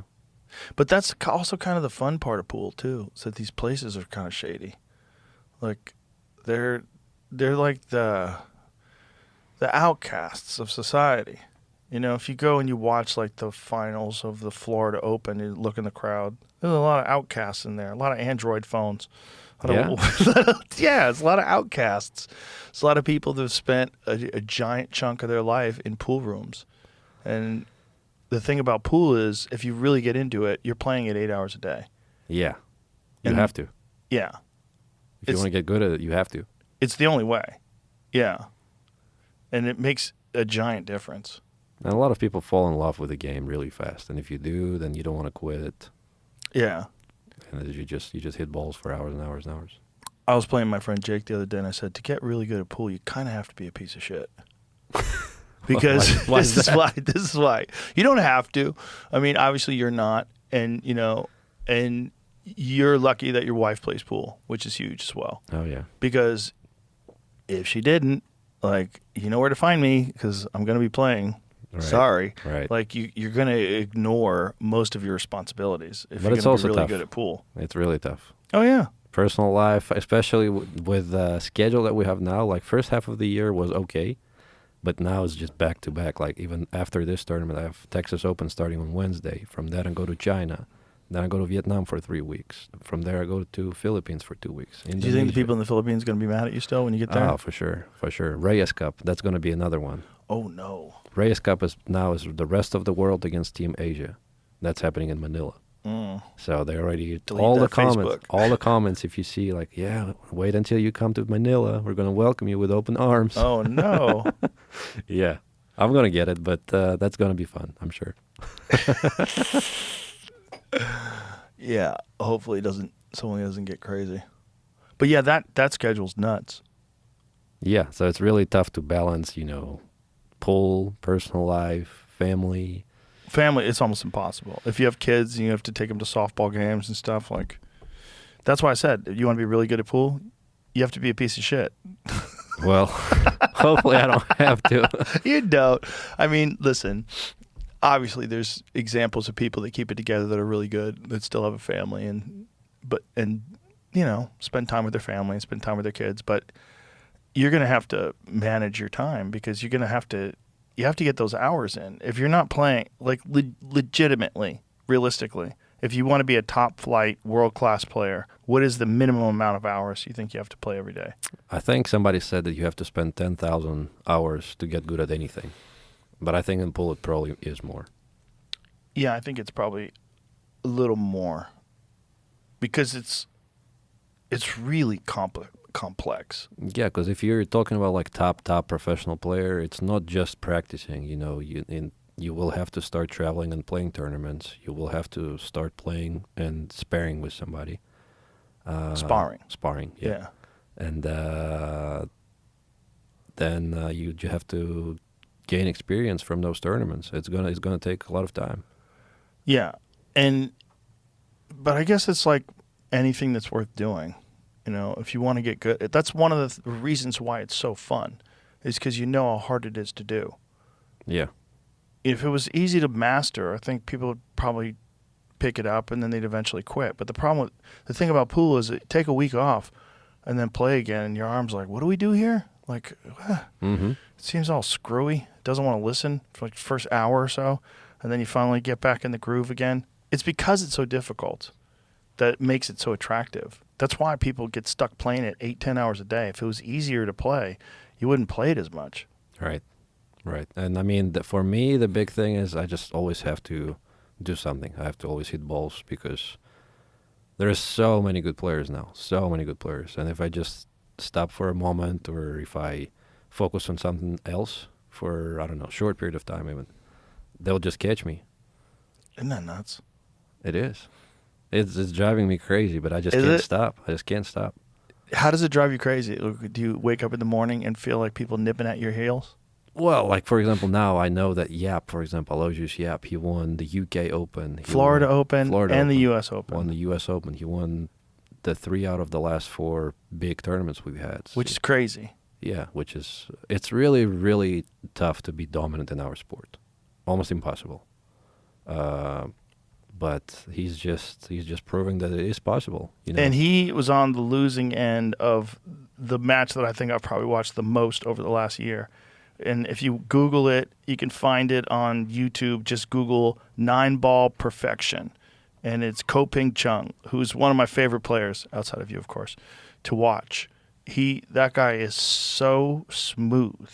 There's something about those guys from Taiwan. I don't know what their methodology is in their training, but they have this like smooth kind of effortless stroke that's like hypnotizing to watch. And that dude never missed a single ball in an 11-match defeat. He beat him by 11-0, never missed a ball, pocketed every shot he aimed at, and never gave him a shot other than the opening shot. Yep. He had one shot at the beginning of the match, a long-ass 2-ball. He didn't make it, and then he was fucked. Yeah. Which is crazy. And that's Yap. That's the guy who just won the last 3 tournaments, which is so nuts about this sport, is that if the guy's winning and it's win or break, you might not ever play. For sure. You never know. Like, look at today, you and me. There's like 5 or 6 games where I'm just like standing there. I'm just waiting for you to miss. You're not missing, and so I don't play. You're not missing, and I don't play. But at a world-class level, when you're doing that in the U.S. Open and it's on TV and people are cheering every time you pocket a 9-ball, that's bananas. Yeah, that's rarely happens. Yeah. But it was a very, very special moment, I think, because that video went viral everywhere. That dude got in the zone. And if you can appreciate the zone, you got to watch that video. Even if you only played pool casually. The only shot the other guy missed? Yeah, this is it. This is Yap. And he chunked it too. Yeah, he did. He fucked it up. But when you watch this guy, Ko Ping Chung, who weighs 100 pounds. This is not an easy opening shot either. No, it's got 3-ball combination rail first. It's crazy. But then from this out, he just never misses. And you watch this guy, like, watch how fucking smooth this character is. And again, the dude weighs 100 pounds, soaking wet. Yeah. The cue is half his body weight. And he just kind of like gently hits everything just so smooth and effortless. I remember this match because I was waiting for this match in the finals. I was watching it in a steakhouse, and it was pretty painful for me to watch it.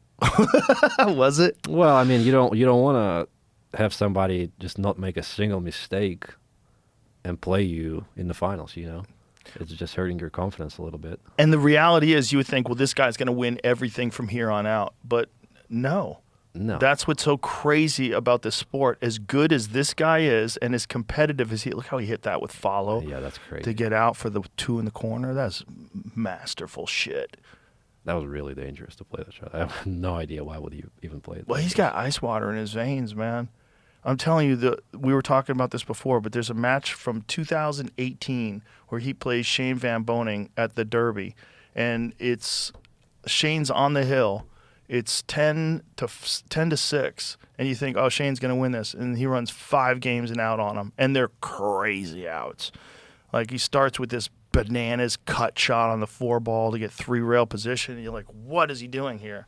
Like, no, the commentators don't even know what he's doing. Is he ducking? Yeah. And he fires it in. You're like, no way. Like, that was John Schmidt was doing commentary for it. I'm a big fan of Co Brothers. They're genuine good people, and they're putting a lot of work, and it's just amazing to watch them play as well. They play so good. They play so good.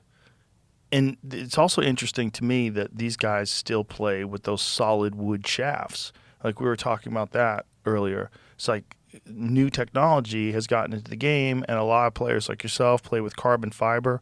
But it's interesting that a lot of these guys from Taiwan in particular, they still go with those wooden shafts. Yeah. Well, I don't know. I know that the industry went to carbon fibers maybe 4 or 5 years ago, and maybe some companies were kind of like pushing the players. You kind of have to make a switch. Right.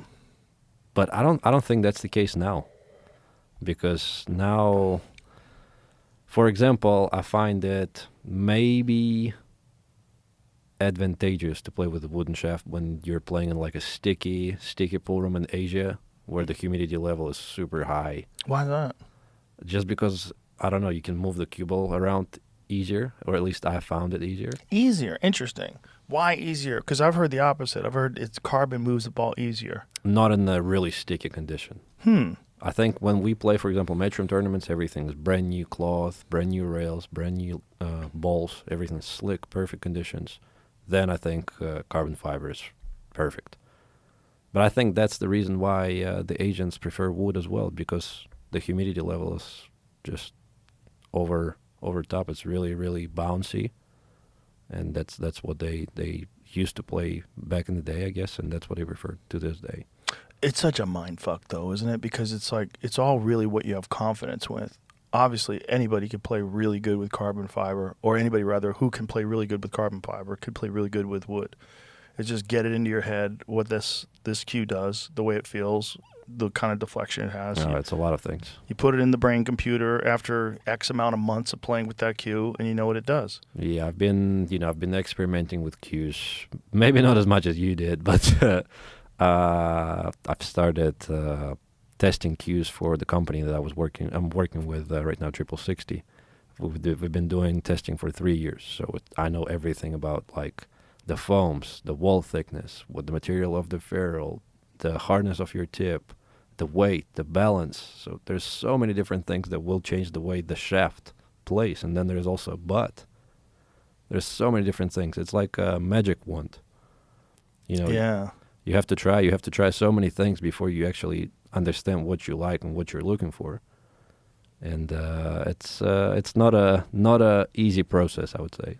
I remember I was going on one of my rucking hikes where I put a weighted vest on, and I go for a walk with the dog, and you and I were on the phone. And 'cause this is how I remember this, because I was walking through this wooded area, and you were telling me that the difference between your old cue and your new cue, you said there's a difference of about 5%. And I was like, 5%? Like, how do you know it's 5%? You're like, all the balls that I've pocketed, when I think about what it does and what it doesn't do, I think my game is about 5% off. I'm like, that. Oh, I think it actually, well, with the new cue, I was winning a lot more. So I used to play. But this was like right when you first changed. Yeah. Yeah. Yeah, well, since then I was winning. Yeah.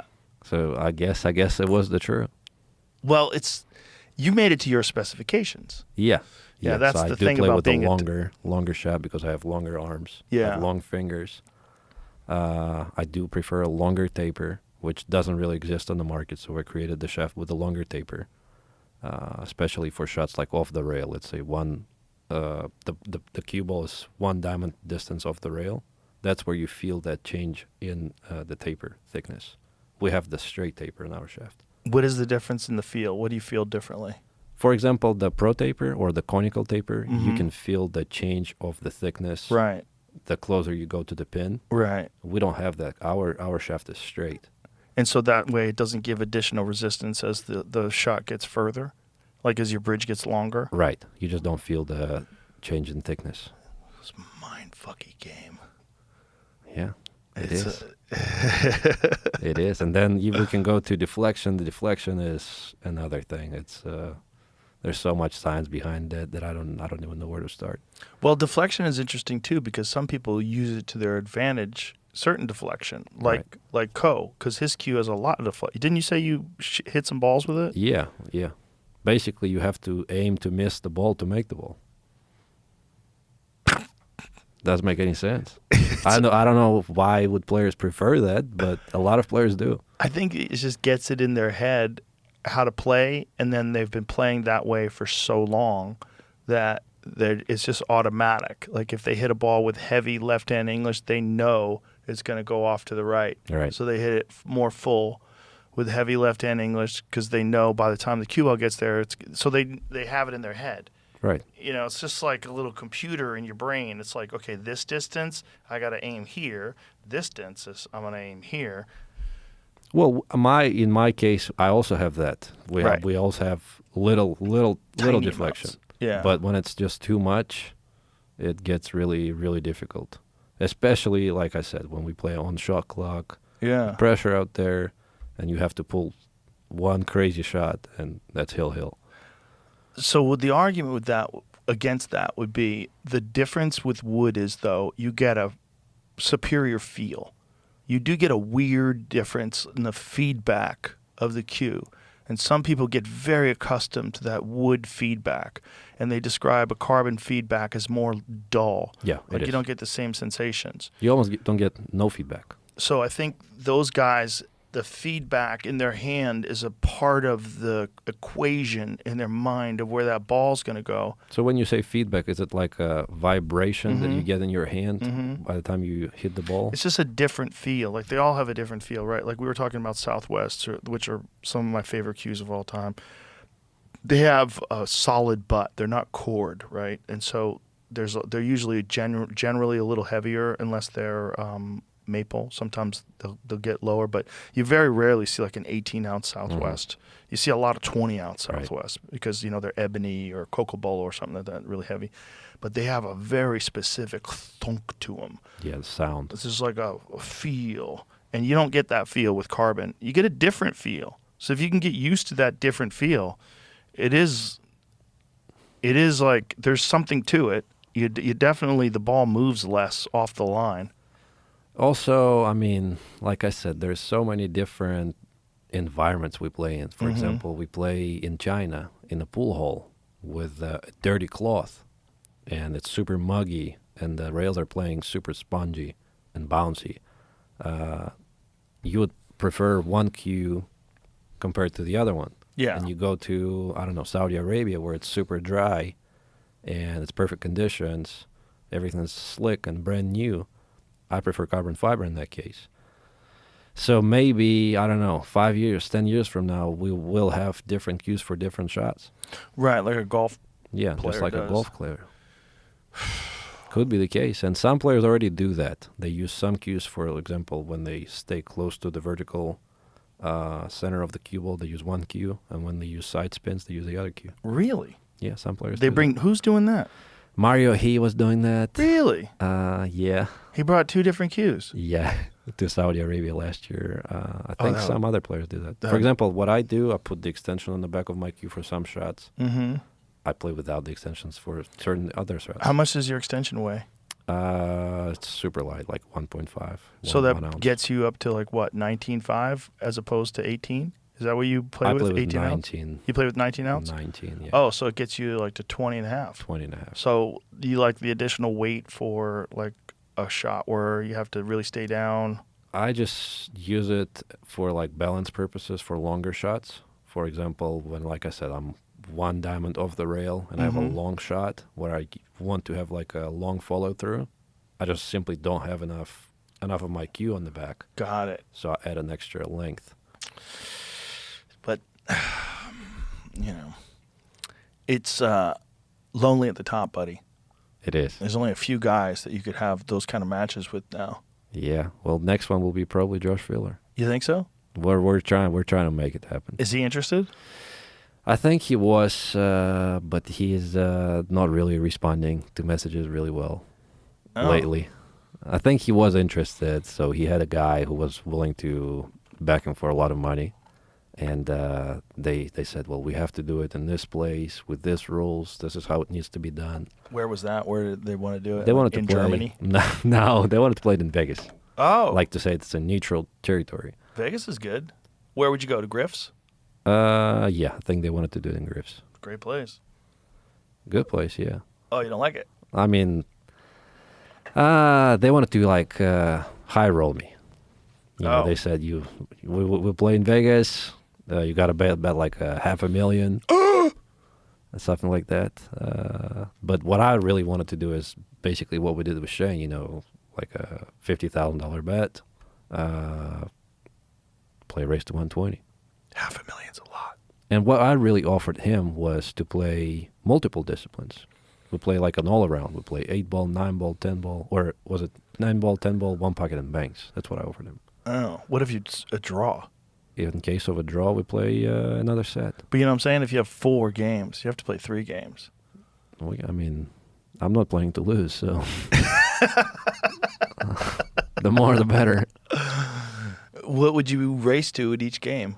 I mean, it would have to be something we can fit in within 8 to 10 hours. So maybe race to 30 in 10-ball, race to 30 in 9-ball, race to 10 in one pocket, and race to 10 in banks. I think it's a good format. People will like to watch that, I'm sure. Yeah. And it's good for the game. It's good for our sport. It's tough to get people, casuals, to watch regular pool. Getting them to watch one pocket, they'd rather jump in front of a bus. I agree. Well, you don't like the one pocket. You don't like it. I watch it every now and Hardcore then. fans like it for sure. Yeah. When was the last one I watched? Justin Bergman played someone for a lot of money. Yeah, he played the guy, what's his name? Little John. And he was giving him a crazy spot, right? Yeah, and he What was lost. Oh, no, he won. Justin won. Justin yeah. won. But it was close. It was really close, yeah. I think Everybody liked the other guy. it was a nutty spot. I Yeah. forget what the spot was.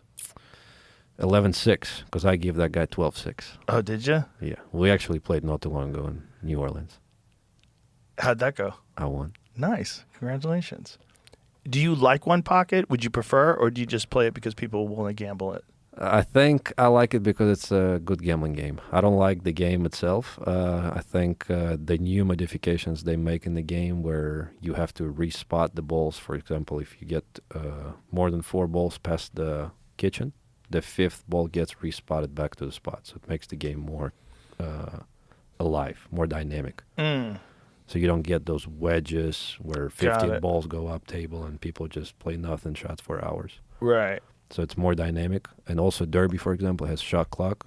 I think one pocket has to be played with shot clock. How much time they give you? At Derby, it's 1 minute. If you could make the perfect 9-ball shot clock, what would it be? I think it's good to where it's at right now. 30 seconds. 30 seconds. Is 30 good. seconds with a 30-second extension. Yeah. Man. Because if you make it any shorter, it's going to be really difficult. Shorter's too difficult, but I mean the 40-second, like just a touch more to think about it. I think it's good where it's at. Yeah. It's difficult when you have to like switch cues. You have no extension. For example, you jumped, so that's why you see us grabbing both of our cues and Running out basically there, like throwing throwing your cue on the side and then switching. It's really difficult sometimes. That's another shot that people hate that you got to leave in is the jump cue. When you jumped out I love it. You jumped out so many times during this U.S. Open. There were so many times you got hooked where you popped that ball in, and if you can't appreciate that on tight pockets, a beautiful shot where it goes airborne and fires right into the hole, and then you get position on the next ball. Yeah, I think it's great. I think those that are voting against it are those that can't do it. Yeah, there's a lot of old school guys who they get set in their ways and they think that's a stupid cue. It's a little tiny cue. Fuck that thing. But why are they different golf clubs? Because there's different shots. Right. Why do you break with a different cue? Because it's a different shot. Of course. Like, come on. Of course. I think it's what gets actually new people to watch it because it's exciting. Oh, look, this guy jumped over this ball. He was this close to the ball. It's amazing. It's like a trick shot. And then also it's like the cues that people are jumping with today, they're designed so well for that. Yeah. Like I really like that Q-Tech one. That's, I think, my favorite one. That one is, and you helped design that, right?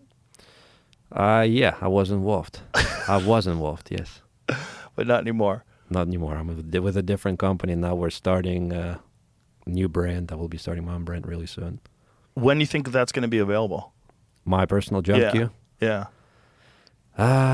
Probably, I would say if everything goes by the plan, maybe first quarter of next year.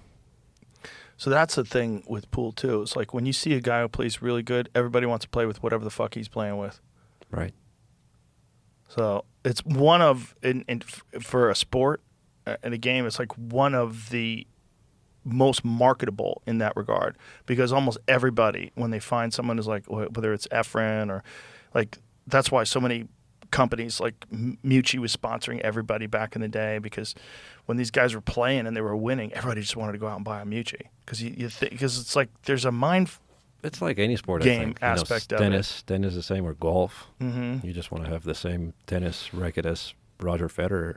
But don't you think there's a giant variety in the way those things hit as opposed to the way tennis rackets hit? I don't know because I don't play tennis, but it looks the same.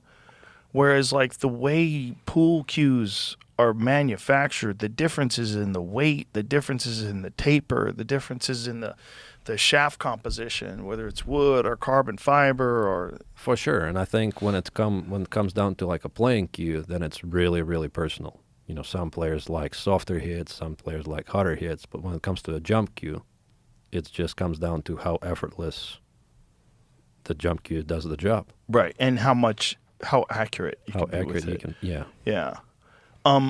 Do you have like a mental checklist that you go through before you execute a shot? Do you have like a pre-shot mental preparation that I you do go a lot through? of breathing technique.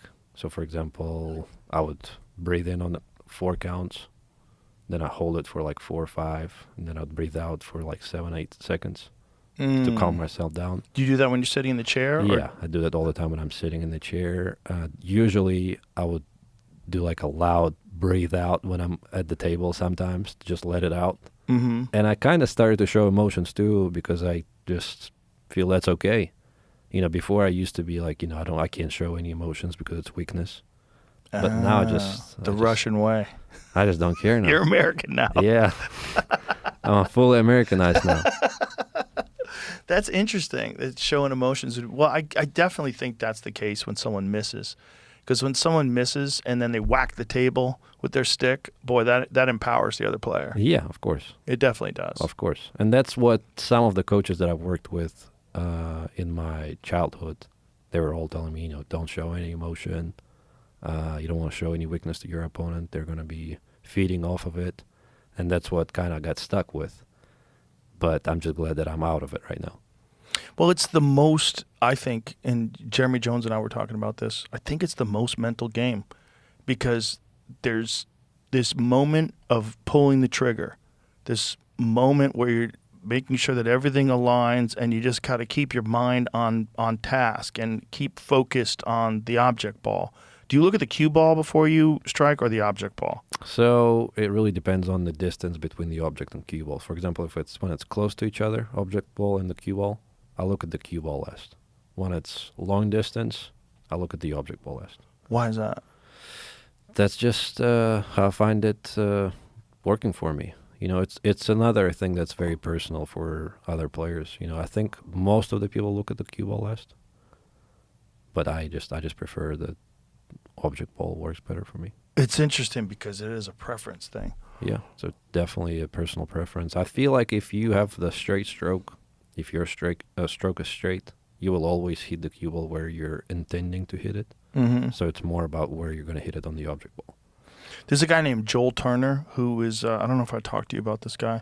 He used to he was a sniper for rescue missions with the police, where like someone had a hostage and he would have to execute shots under extreme pressure. And he was also a bow hunter. And he realized that there were certain mistakes that he was making, and a lot of people are making bow hunting, that had to do with anticipating the shot and anxiety before you pull the trigger. And that the way to work around that is to have a pre-shot routine in your mind where you're talking to yourself loudly in your head. And you develop this pre-shot routine with very specific things that you say to yourself. You say, like, here I go. Like, whatever different things. He's got a bunch of different steps that he said where he's talking to himself, like center your peep sight. There's like a bunch of things in archery. I have almost the same. That's what I wanted to ask you. Visualization and meditation is really big. So what do you say to yourself, like when you're about... My biggest demon in my head is I'm just scared to miss the ball. I'm just, when I'm down on the shot, sometimes my brain goes, well, you're gonna miss the shot. What are you doing? You're gonna miss it for sure.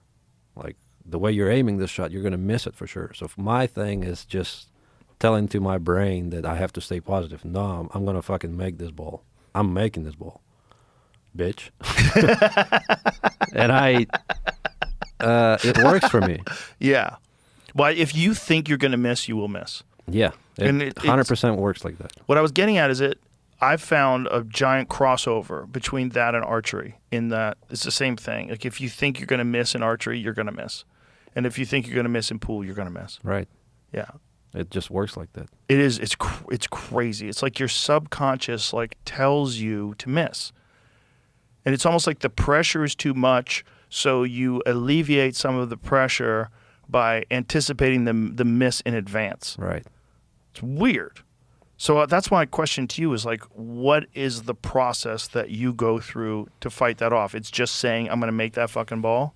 Well, yeah, it's an experience already. You have to miss a few shots to understand why that happened. Right. And I did lose a few big ones like that. For example, I played Josh Filler in Germany in the European Open. It was a really, really big match. The whole crowd is cheering for him. Quarterfinals of the European Open, and I landed on the 9-ball really weird, but I'm still a big favorite to make the shot. It was like a off angle. I was shooting from the rail. Quarterfinals of the European Open, and I was up 9-8, race to 10, and I missed the 9-ball just because I knew that I was going to miss the ball. Same things happened in Saudi.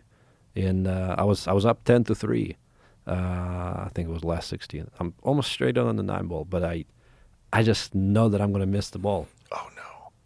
I just know that. And I'm down on the shot, and I know the shot clock is running on me. I'm like, no way. I just can't get up. I don't have enough time. So I missed the ball. I'm glad that I won the match, and I ran the next track, but it's just weird how that works.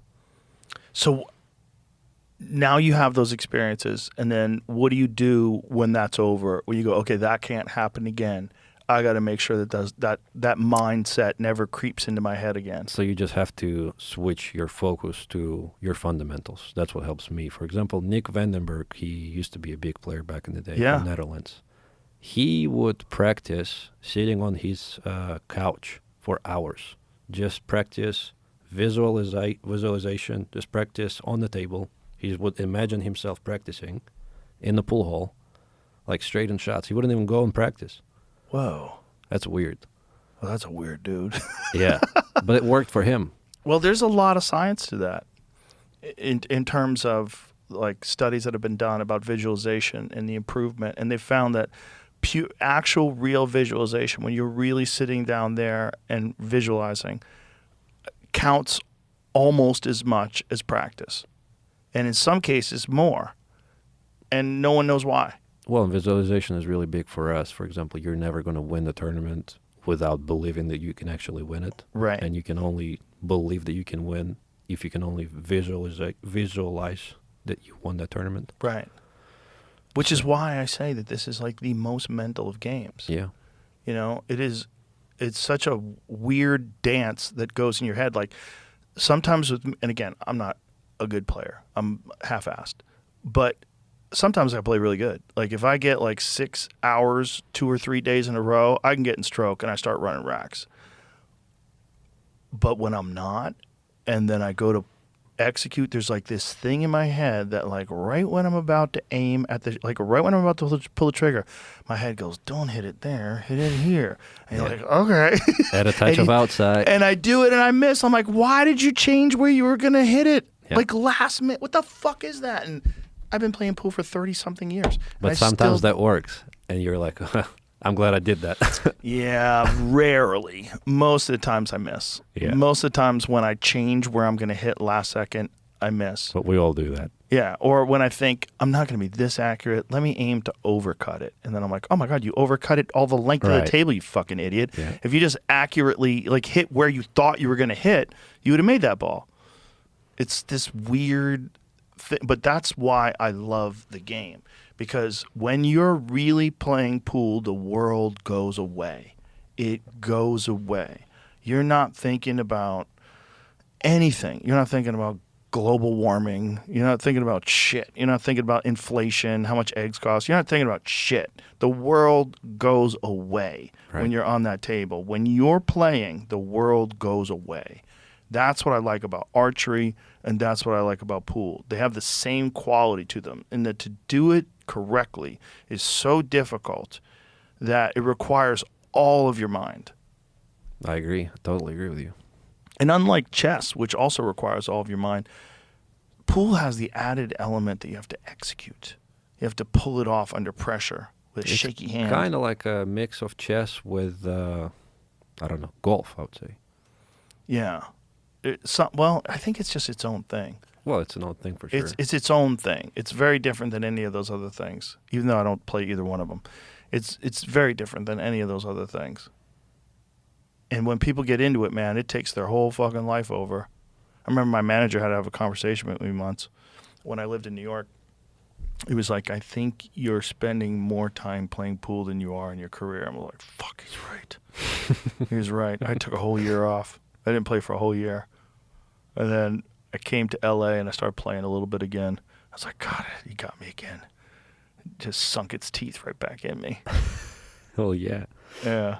Yeah. The amount of cues you have is crazy. And now when I'm like, if I'm talking to someone and they're boring, I just think about playing pool. I think about getting out. I think about here to here to here.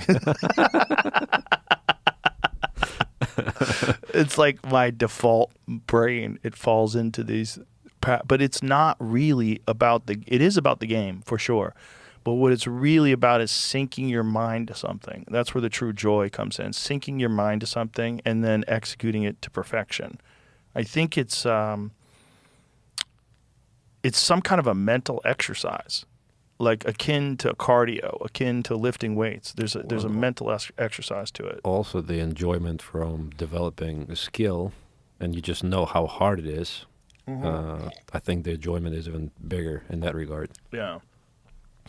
Yeah, it's a game that I really wish more people would appreciate. I wonder how many people are still listening to this podcast that are just regular people. They're like, what the is he going to fucking talk about pool with this guy for 3 hours? Yep, this one's not for you. But that's the beauty of having 4 podcasts a week. You can throw one of them entirely at pool. But for pool players, there's a lot of people that get it. It's not like anything else. In this weird world of non-physical things, in this weird world of virtual things, of playing video games and of being connected with computers, and which is all very, very fun. Those are all really fun to do. There's a kinetic aspect to playing pool that I think a lot of people forgot how satisfying and rewarding it is, and how intriguing the game is, and that's why I always chime on about it. I think it's good for you.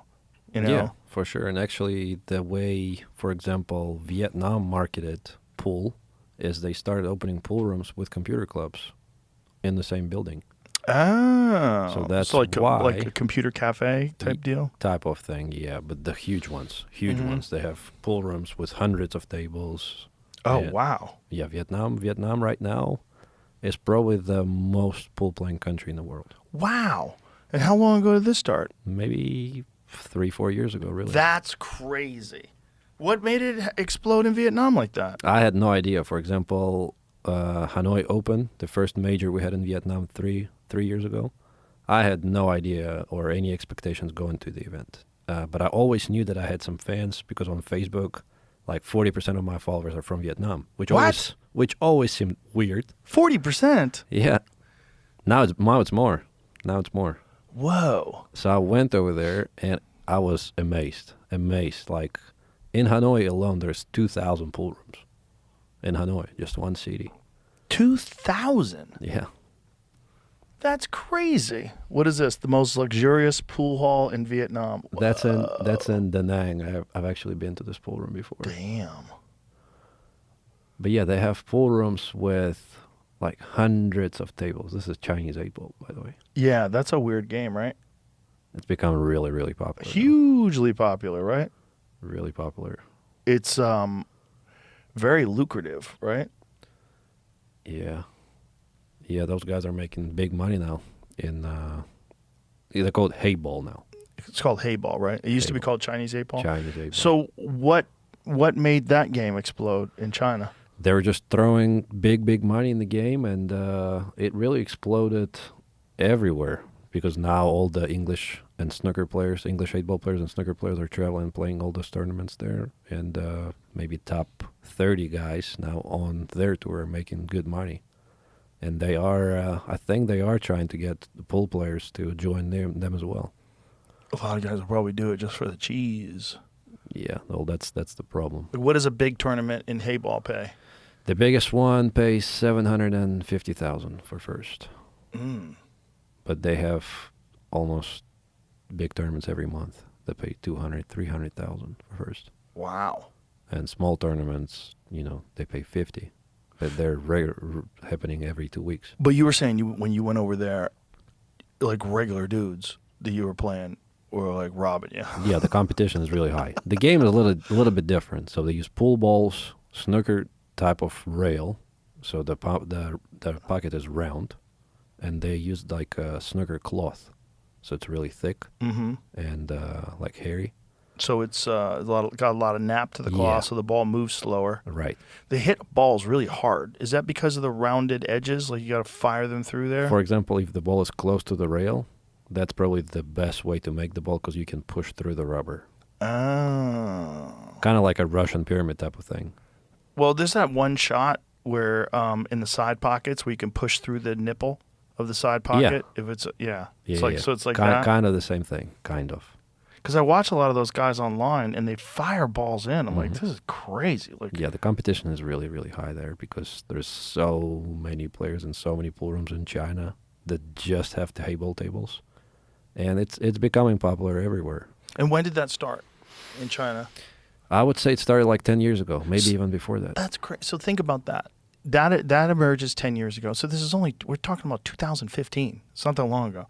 So that emerges 10 years ago, and then Vietnam emerges 3 years ago. Vietnam is booming, but maybe I just found it out 3 years ago. Maybe it started So before let's that. imagine that's 10 years as well. That's still nothing. That's not that long ago. Yeah. Like, so it gives me hope that something similar can happen in America. I don't think so? I think the audience is different. How so? Because something has to happen in order to draw the younger audience here.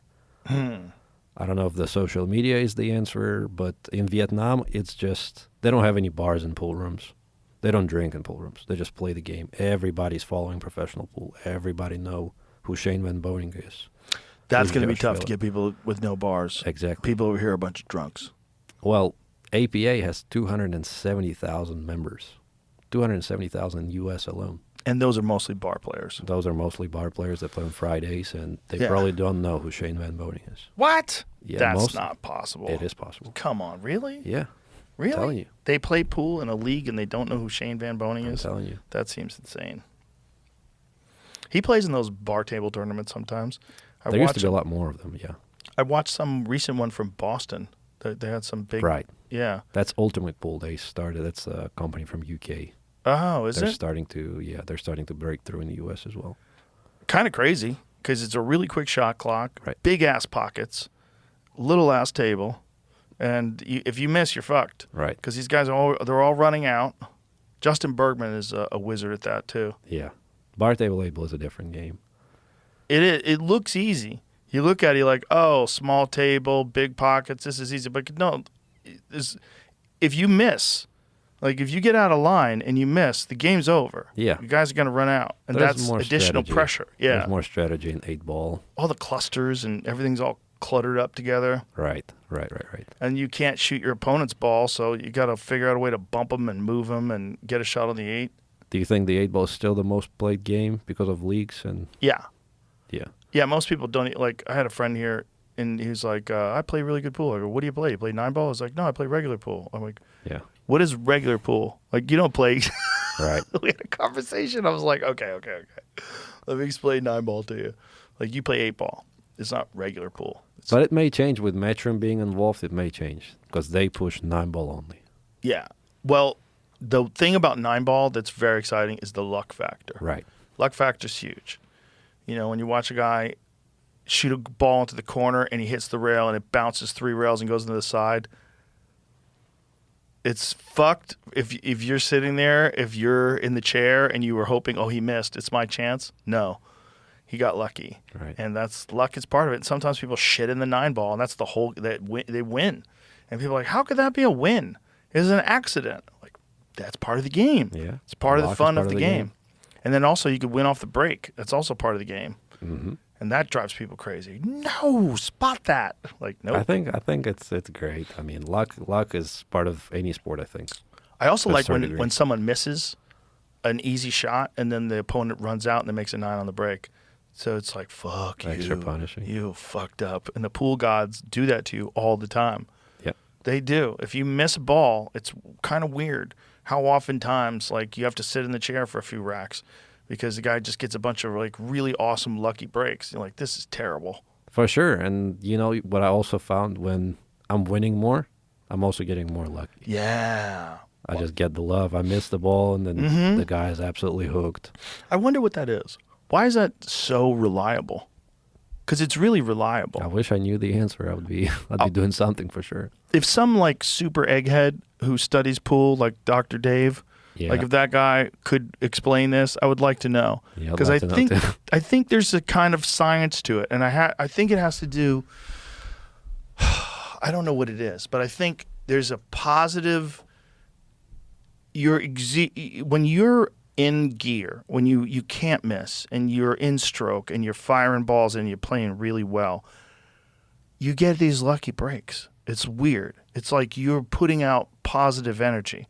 But when you're down and you feel like shit and you're like, God damn it, I can't catch a break, and then the guy misses and you're stuck behind 2 balls and you're like, God damn it, this always happens. I often wonder, did you make that? Did you manifest this? Are you manifesting good luck with positive energy? That's what I do, yeah. I wonder. That's what I do. I mean, I'm always trying to be positive because I think there is a benefit to it. I think there's a real benefit, like a real world, unmeasurable benefit that would probably show up in statistics. But not even in pool. I think in real life it's the same. Yes, I think so too. Yeah, that's why I think pool mirrors life in a lot of ways. Right. I think that's the case.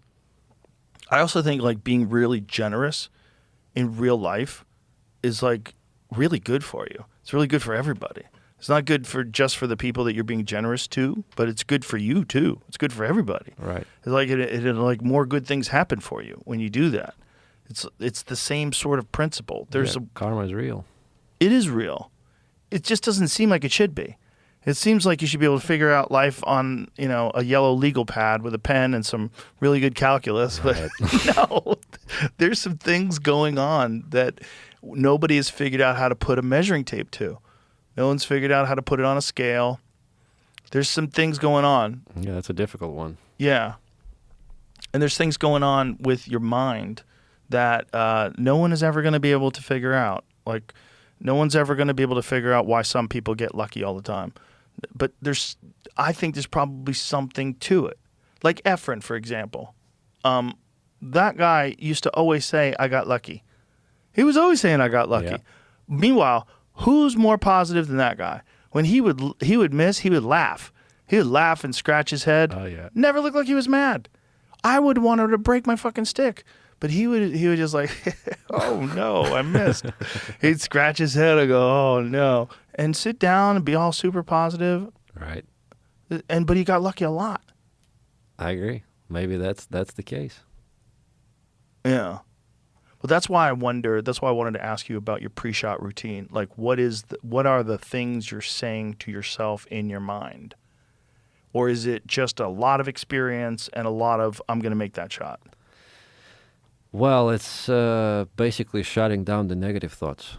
You know, being positive is really difficult at times, especially when things are not going your way, when opponent is, I don't know, missing and shit saves on you, or fluking a few balls, or just doesn't miss any balls. It's really difficult to stay positive in your chair. Yeah. So you just gotta focus on what you can control and hope for the best. That's all I do. Have you ever thought about doing what Nick Vandenberg does when he sits on a couch? Just like visualizing running out while you're watching your opponent play? I think I have that going through my brain when I'm like listening to like a hype up music. Well, for example, when I'm walking to the match and I'm like hyped up. What is ready hype to up play. music for you? What are you listening to? Different. Depends on the mood. Sometimes it's like gangster rap. Sometimes it's Like what kind of gangster rap? What do you like? Russian stuff. Russian. Oh, you got to send me some. Okay. Yeah, tell me what's good Russian gangster Yeah, rap. it's good for the gym. Perfect for the gym. Yeah? Yeah, perfect. Oh, nice. Funk music. I like funk. Like Brazilian funk. I like music like that I don't know what they're saying. Right. I really enjoy that. I do understand what they're saying, but sometimes it just doesn't make all that sense. So Russian gangster rap.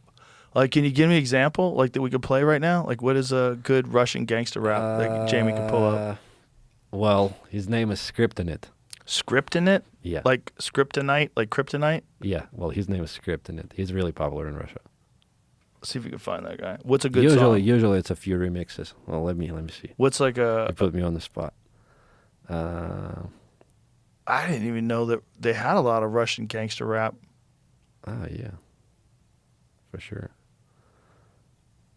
I mean, it's not great music, but it hypes me up. Well, a lot of hype up music is not necessarily great This guy's music. called Ice Gergert. I don't even know if he's popular or not. I just like his stuff. Give me one Kryptonite though. One good song that you All right, like. Let me see. Like one, like you and Josh Phil are about to play for $500,000. You're on your way. So this song is not good. It has cursing all over it. Oh, perfect. But just tell me what it is. We'll have Jamie pull it up. Moscow Loves Ecstasy. Oh.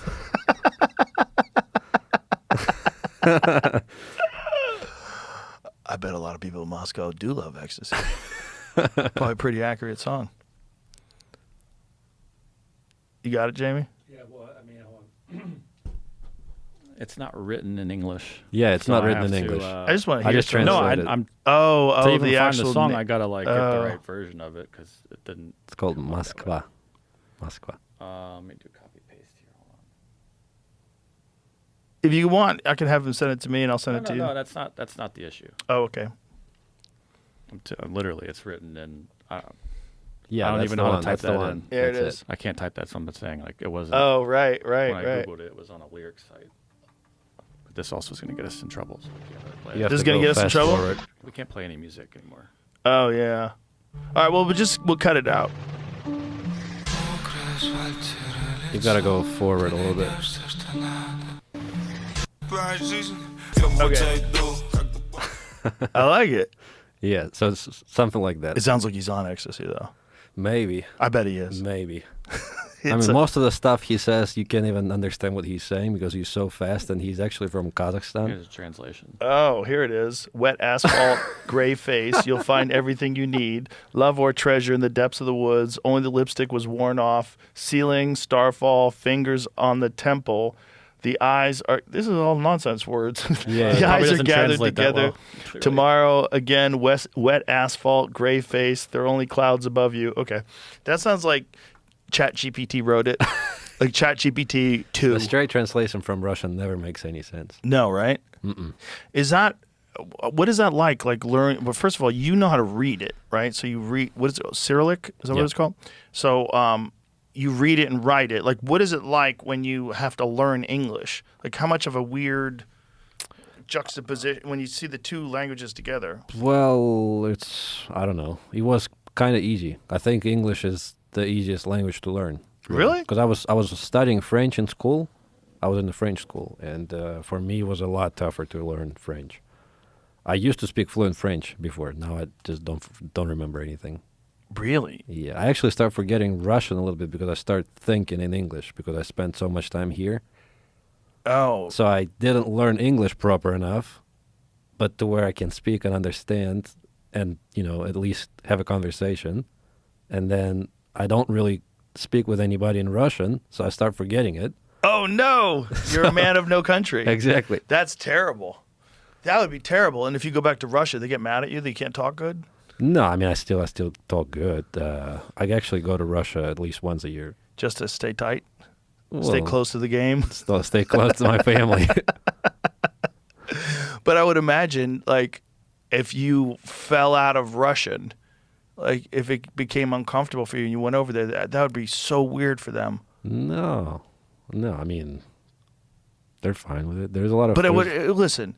If say like if my daughter moved overseas and went to Spain and started speaking Spanish and then came over to America and had a hard time talking to me, I'd be like, "What happened?" I'm not gonna you get a head injury? completely forget the language, Right. But it would be just that I would be using like a lot simpler words. My vocabulary is going to be tinier. Right. But then, what if you're away for 10 years? Yeah, well then you gain an accent and And then people are like, look at you. You went America on us. yeah. You son of a bitch. Do you get any heat for coming to America? At first, of course, I did. Yeah. I've had all my friends. My friends actually they supported me all the time. So I'm just I'm glad that I had good friends and have good friends. But of course, the casual fans and the keyboard warriors, Yeah. they're always on me. I get the heat from that. But Because you left Russia. yeah, sell out. Not born in the USA, and that's the music they always play in Mosconi Cup. Not born in the USA. Is there a song like that? Well, they play the song The and Born in the everybody USA say song? no, not yet. Oh, not. That song is very depressing anyway. If you want to get patriotic, that's not like Born in the USA is a terrible song. It's like so sad. It's not like Life is Awesome. Yeah. Like that song is like depressing.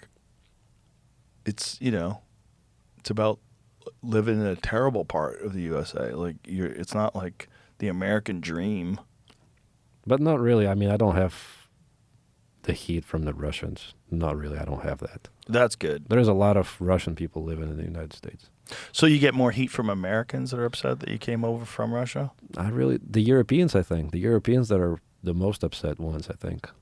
Probably because you're now playing for the Americans and they Exactly. know that you could fuck up their whole Mosconi Cup thing. Maybe. Yeah. I do have a lot of, I would say, Polish haters, just because I'm Polish? Russian. Yeah, Polish. I have a lot of Polish haters, Oh, just because really? I was born in Russia. Oh, so they just automatically don't Yeah. like Russians? Yeah. That always happens, Yeah, if you don't have haters, you're not doing anything right. right? If you're, I'm sure you have a lot of them too. I'm sure I do. Yeah. What was that crazy guy that was? He was trying to fight you or something. Oh, What the was Liver called? King. Yeah. That poor unfortunate guy. I don't know, man. He just got it in his head somehow or another that I was responsible for what was wrong with him, that I was a bully to him. which is crazy because all I did was point out what was like super obvious, like you're lying about being Right. on steroids. Like, hey, don't lie about being on steroids. Don't be a public person, and no one will say that. It's that simple. You got to take personal accountability for errors that you made. I think there's some substances involved, if I had to guess, that led him down a bad road, unfortunately. But it's also fame, man. It's not, I'm sure you experience it because you experience a lot of haters in the pool world, but fame is not what people think it's going to be. You think, I'm going to be famous and life will be easier because people know who I am. No, life is going to be way harder because now you're under the microscope. Oh, for sure. You can go anywhere. 24 hours a day. And this is a guy in Brian, who calls himself the Liver King, who was not famous most of his life and then decided, I want to be famous and I have this great body, so what I'm going to do is just like tell everybody they have to eat liver and sell a bunch of supplements. And he made a lot of money selling a bunch of supplements. And then it's kind of not tell the truth about steroids. The problem with that is that physique is not achievable in your 40s without some help. It's just not. It's just not. It's just not. Like, you could be a freak athlete and have that physique at 23. It's possible. There's a few guys that can, but you have to have superior genetics and an insane work ethic, and you have to be like really intelligent about how you approach your training. But once you get into your 40s, and if you didn't look like that when you were younger, oh, yeah, you're on something. Everybody knows it. There's nothing wrong with being on something. Like, here's the thing. It's like, if you want to be an influencer online, it doesn't exclude you from taking, if you're a person who takes testosterone or even there's guys who have huge followings who are clearly on anabolic steroids. They just don't lie about it. That's all it is. Like, it doesn't make you less famous or make your physique less valid. No one really, there's going to be a few people, oh, he's a juice head. But the reality is most people are just like, wow, that's really impressive. But what people hate is when you mislead them, when you pretend you're doing something that you're not, especially if you're also selling supplements or selling a lifestyle and telling them, about your ancestral tenets. It's just got to take accountability. That's you made mistakes. If you didn't make mistakes, I'd be celebrating you. If you were like this guy who's like, there's a bunch of people that we talk about on the podcast all the time that I know are on juice, but they don't lie about it, and no one gets upset at them. It's real simple. Right. It's just, it is what it is. But that, it's a guy who's just take a lot of heat. And he also funded, I think he had at least had a part in funding this Netflix documentary about him, which I didn't watch it, but I heard it was not flattering at all. And it made him seem kind of insane. And that probably sucked. And then after that, he, was mad at me. But again, fame is not a normal thing. It's not normal. And if you don't have personal sovereignty, if you don't understand yourself, truly understand yourself, not just trying to project an image of what you like people to think of you, but who you actually are, Right. That's where you get in trouble with fame. And then also reading haters and reading the comments and, and wanting people to love you, which is probably why a lot of people get famous in the first place. There's also like the thing of getting famous as a goal versus becoming famous because of a thing you do. You know what I mean? Like becoming famous because people like your comedy or your podcast, or they like the way you play pool, or they like the way you play basketball. Like, that's a different thing. When you specifically go out of your way because you want to become famous. Right. And that's a lot of people. It's really weird that it's a lot of like very wealthy people. I know some people that are really wealthy and the thing that they really want is to be famous. It's weird. Just an egomaniac. Well, it's the thing they can't buy. It's like they have private jets, they got a house here and a house there, and they got a company here and a company there, but they really want to be famous. Mm-hmm. So they that's a lot of those guys want to go on podcasts and they want to like sort of like let the world know how cool they are. It's weird. It is. It's like, and then a lot of those guys, they take the heat off the comments and the haters, and they don't like it. And like, right. Jesus Christ, I didn't know it was going to be this. Like, yeah, that's That's what you signed up for. You That's signed part up. of the game. Yeah, you're on the World Theater, Mm-hmm. and it's a lot of eyeballs. It's a lot of fucking venom-tongued people out there just for wanting sure, to they say just terrible can't things wait. about you. Yeah, Can't wait to something to happen. and you have to have the same way you have that discipline to not allow those negative thoughts in your head before you make a shot. You also have to not allow other people's negative thoughts in your head either, Right. because they're as valid, if not more valid, than your own negative thoughts. Oh, there's so many different opinions. You know, Uh-huh. this is, for example, every time I make a, I don't know, bad decision to their opinion, you know, they will always voice it to me and say, well, you know. Sure. And you just gotta deal with it. Yeah, or not pay attention to them, which is, I think, the best way to do it. You must be aware. Everyone's aware if they fuck up, and you're always aware if people are upset at you about things, but don't fucking focus on it. Don't pay attention. And that's where comedians make a giant mistake, podcasters make a giant mistake. I'm sure pool players do it. Fighters do it in a big way. Like, a lot of fighters get real mad when they read comments. Yeah. You know, and they invite trolls to come to their gym, and some of them even beat the trolls up, which is kind of crazy. You know, some guys will talk shit, and they'll be so dumb that they'll actually think that they can go to the gym and, you know, spar with Sean Strickland or something. That's And the you just- worst thing you can do, because that's what troll is wanting. That's what his goal is. He's trying to get to your head. Yeah, but if you can get him in the gym, it's worth it. Yeah. Like, Sean Strickland has a bunch of videos of guys who talk shit online, and he just beats the fucking piss out of them. Which is like, then he wins. You know, then it comes all full circle. Like, paying attention to the haters actually paid off, because for him it's easy work. He just tunes these guys up like it's nothing and talks shit to them while he's kicking the fuck out of them. Yeah. Well, I guess in that case, it Yeah, but worth with it. pool, it's like you don't want to have to play some idiot who says you suck. Like, okay, put up money, let's play. Like, they probably won't. They won't. And then you'll be talking with them back and forth. What is the most amount of money that you've ever gambled for? Against Shane. That was it? Yeah. So you don't want to say the full amount, but that was the most amount. But this Joshua Filler thing, if what they offered, if that ever happened, that would be the biggest one. It could be the biggest one. It could be the biggest one, but also on my end, I just don't want it to be a one match and done. Right. I want to play. You know, if I lose, I want to play again. If I win, I want to play again. What was he proposing in terms of a race? If it's He like wanted to do the same. $500,000? He wanted to do the same 120. thing. 120 10 ball over 3 days. Just the same thing. And what would you think about that? I think yeah, we can do that for sure. But my take on this was I wanted to play in Rail Yard in Louisville, where we play all of our Your matches. spot, yeah. Well, it's not really my spot. It's That's considered the spot you go to a lot, right? not really. I go there, you know, Oh, I think you're lying. a couple times a year. I live 30 minutes from there, Oh, see, that's your spot. but Come I on. don't Come go on, there. son. Shut up. That's your homeroom.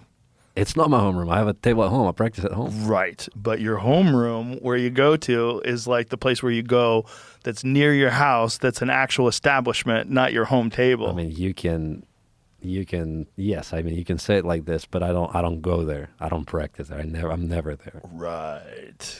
I bet everybody knows your name. Well, yeah. You walk in the door. Well, that everybody knows your name everywhere. It doesn't count. But yeah, I think I could see why you can- wouldn't want to play there. Yeah, of course. That's your homeroom. We can find a neutral spot. Maybe we're setting it up right here on this podcast. Let's do What's it. the most amount you think you could get staked for? I will have to Consult. Yeah, I'll have to consult. Yeah, consult with those 200,000, gentlemen. 300,000 maybe. Well, Could be 4. It's a lot of money. It's a lot of money. Let's do it right here. I'd be in. I'd be into doing that. I would have to tighten that table up, right? Yeah, well, Would you want it 4 1/4? we Or would played you in want 4 it 1/4. Oh, that's another thing he wanted to do. He wanted to only play on a 4-inch table. Mm. So he wants to make it tighter. Because me and Shane, we played in 4 1/4. Oh, I see. And he thinks if he makes it tighter, I'm not going to be making as much balls on the break, and I can't control the break. You know, it's always, when Right. you negotiate a match like this, you always want to have an edge. Right. And little change here and there may make the outcome different, but, I mean, I see. I feel like you should do it in a place where you can get an audience, though. We can. Yeah, but It's going to be the biggest draw of the audience we can possibly have. online for sure. It's going to be the what biggest what match. I mean is in person as well, like a place where there's a lot of people that can watch in person. I think me and Shane would draw a bigger crowd, but maybe. Really? Yeah. Yeah, probably. Shane is a huge American hero when it comes to pool, Right. but it just seems like he doesn't like it anymore. With Filler, it's different. He's like Jake Paul. A lot of people watch him, but they watch him because they want him to lose. Really? Well, I just found it like this. I didn't know that. I'm just hearing that for the first time now. I thought he was beloved. Well, it's kind of changing, I think, lately. Why? Just the way he responded to a few different things, and social media makes it worse. Oh, no. Social media stuff? Yeah. There was a few I don't know if you're involved with like WPA and Matchroom conflicts and stuff like this. Oh, yeah. That's right. So there was a lot of weirdness where he was playing for, like, what was it? WPA said you couldn't play in a Matchroom event, or is that what it was? What happened? What happened was... So we should explain to people that don't know, there's two different competing sort of organizations. Yeah. And at one point in time, if you played for one, they were telling you can't play for the other. And everybody's like, that's kind of crazy, guys. Right. Like, pool is just starting to take off. And don't schedule shit at the same time as this other one that you know is going to be there. Work together. So what happened was WPA is implementing all those bans, and they say if you play in Hanoi Open, you will be banned for a certain period of time from WPA tournaments. And all the top players at the time, we wanted to change that by just stopping playing in WPA tournaments. So we just, all of us, top 16 players or top 10 players, we just don't go to WPA tournaments. And by that move, we wanted them to change that rule. We wanted them to lift the ban. Right.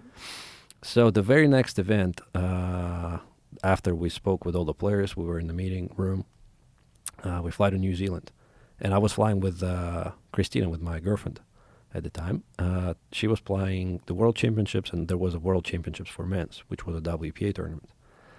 And we all agreed that we're not playing there, but Josh was there, and he was playing.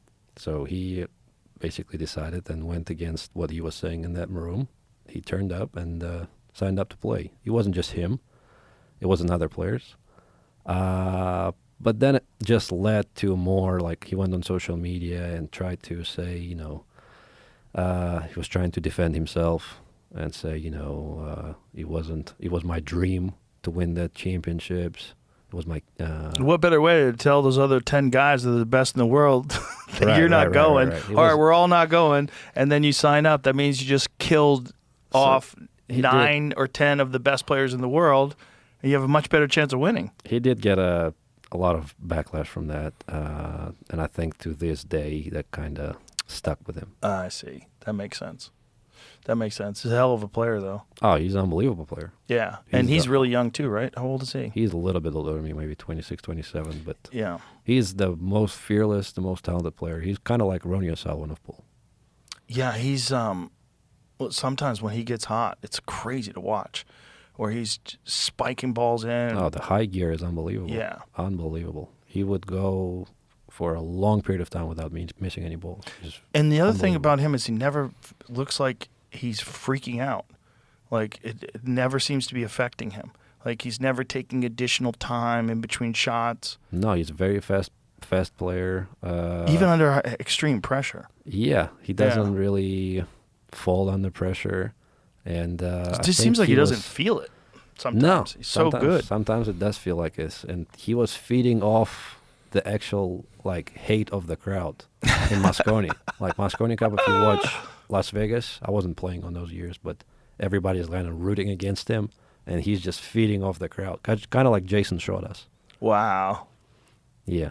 If you can turn that into a fuel and just run wrecks, that's amazing, in my opinion. Yeah, if you can do that, if you have that kind of temperament.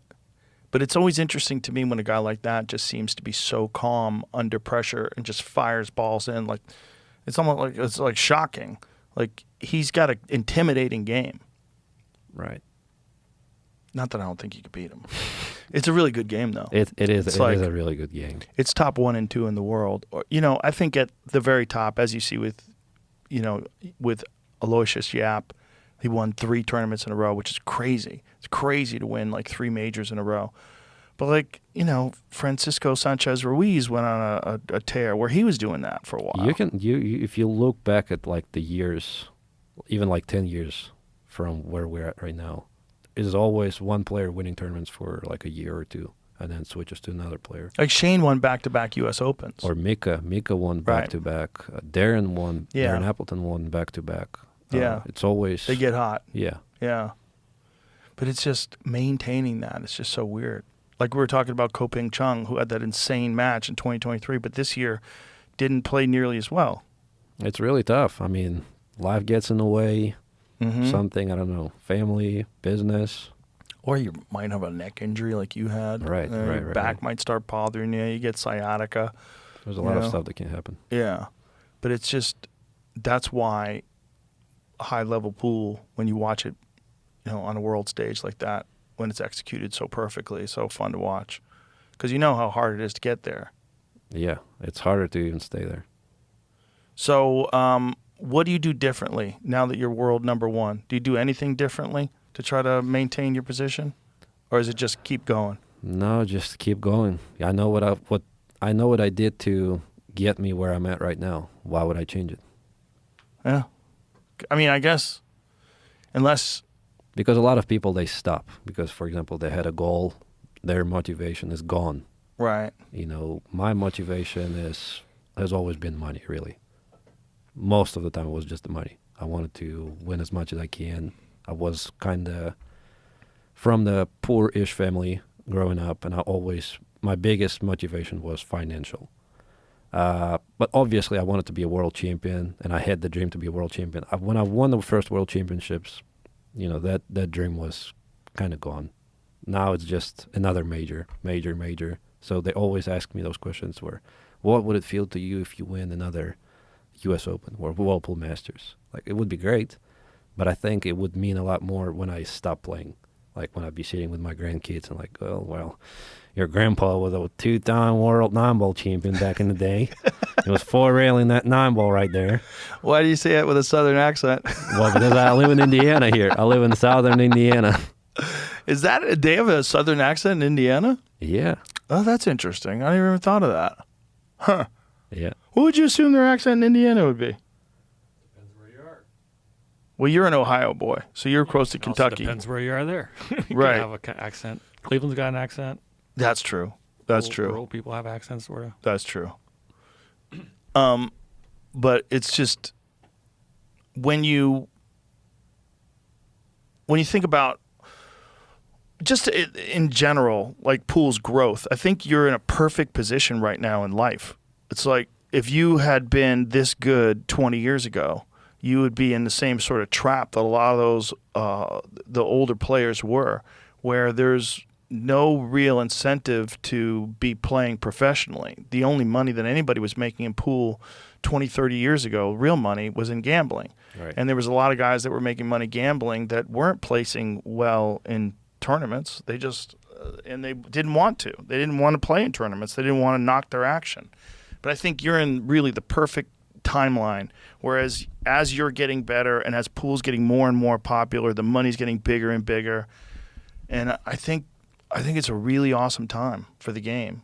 I agree. Definitely. I definitely feel fortunate to be in the right time, in the right era with the way my career was going to. Because like you said, 20 years ago, I would have been nowhere. And it's also the players of today, it seems to me, and correct me if I'm wrong, but they're much more systematic with their training than they ever were before. Absolutely. 100%. Everybody's more disciplined. Everybody's treating it as a sport, like I said. They're not treating it as a game. They're treating it like a sport, but they're also examining all the aspects of the game and constantly honing them.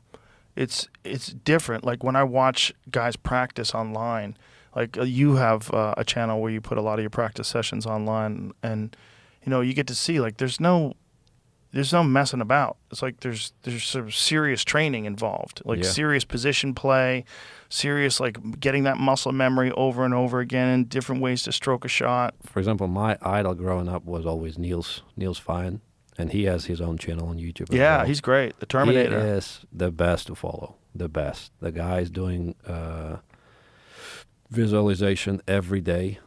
He's practicing every single day. I think he's doing his 90 minutes of hardcore practice on the pool table. He's live streaming. He's explaining why would you have to practice, and if you follow just everything he does, you will get to a different level. 100%.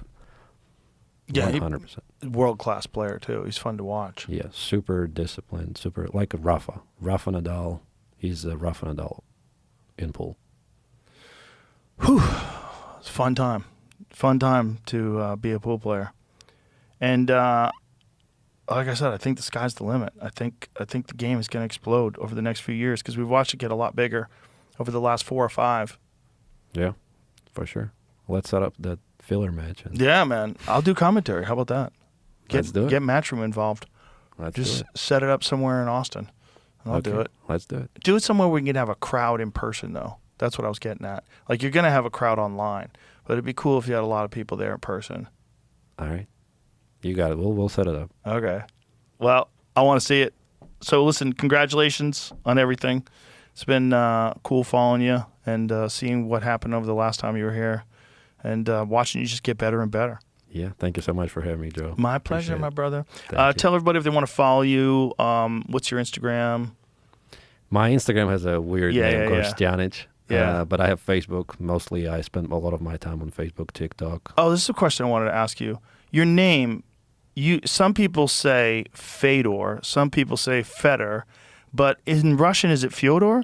Fyodor. Okay. That's what Russian. I thought. Yeah. Because people were correcting me. I'm like, I think you're both wrong. I think A lot it's of people Fyodor. say Fedor. Yeah.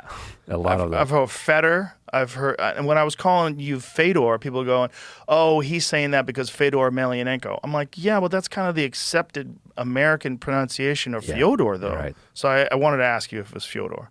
Yeah, it 'Cause is. I knew I was right. Right. But All nobody calls me like that. Okay, Fyodor. That's who you are from now on, bro. Let's play some pool, and then we'll get something to eat. All right. Bye, everybody. Bye-bye.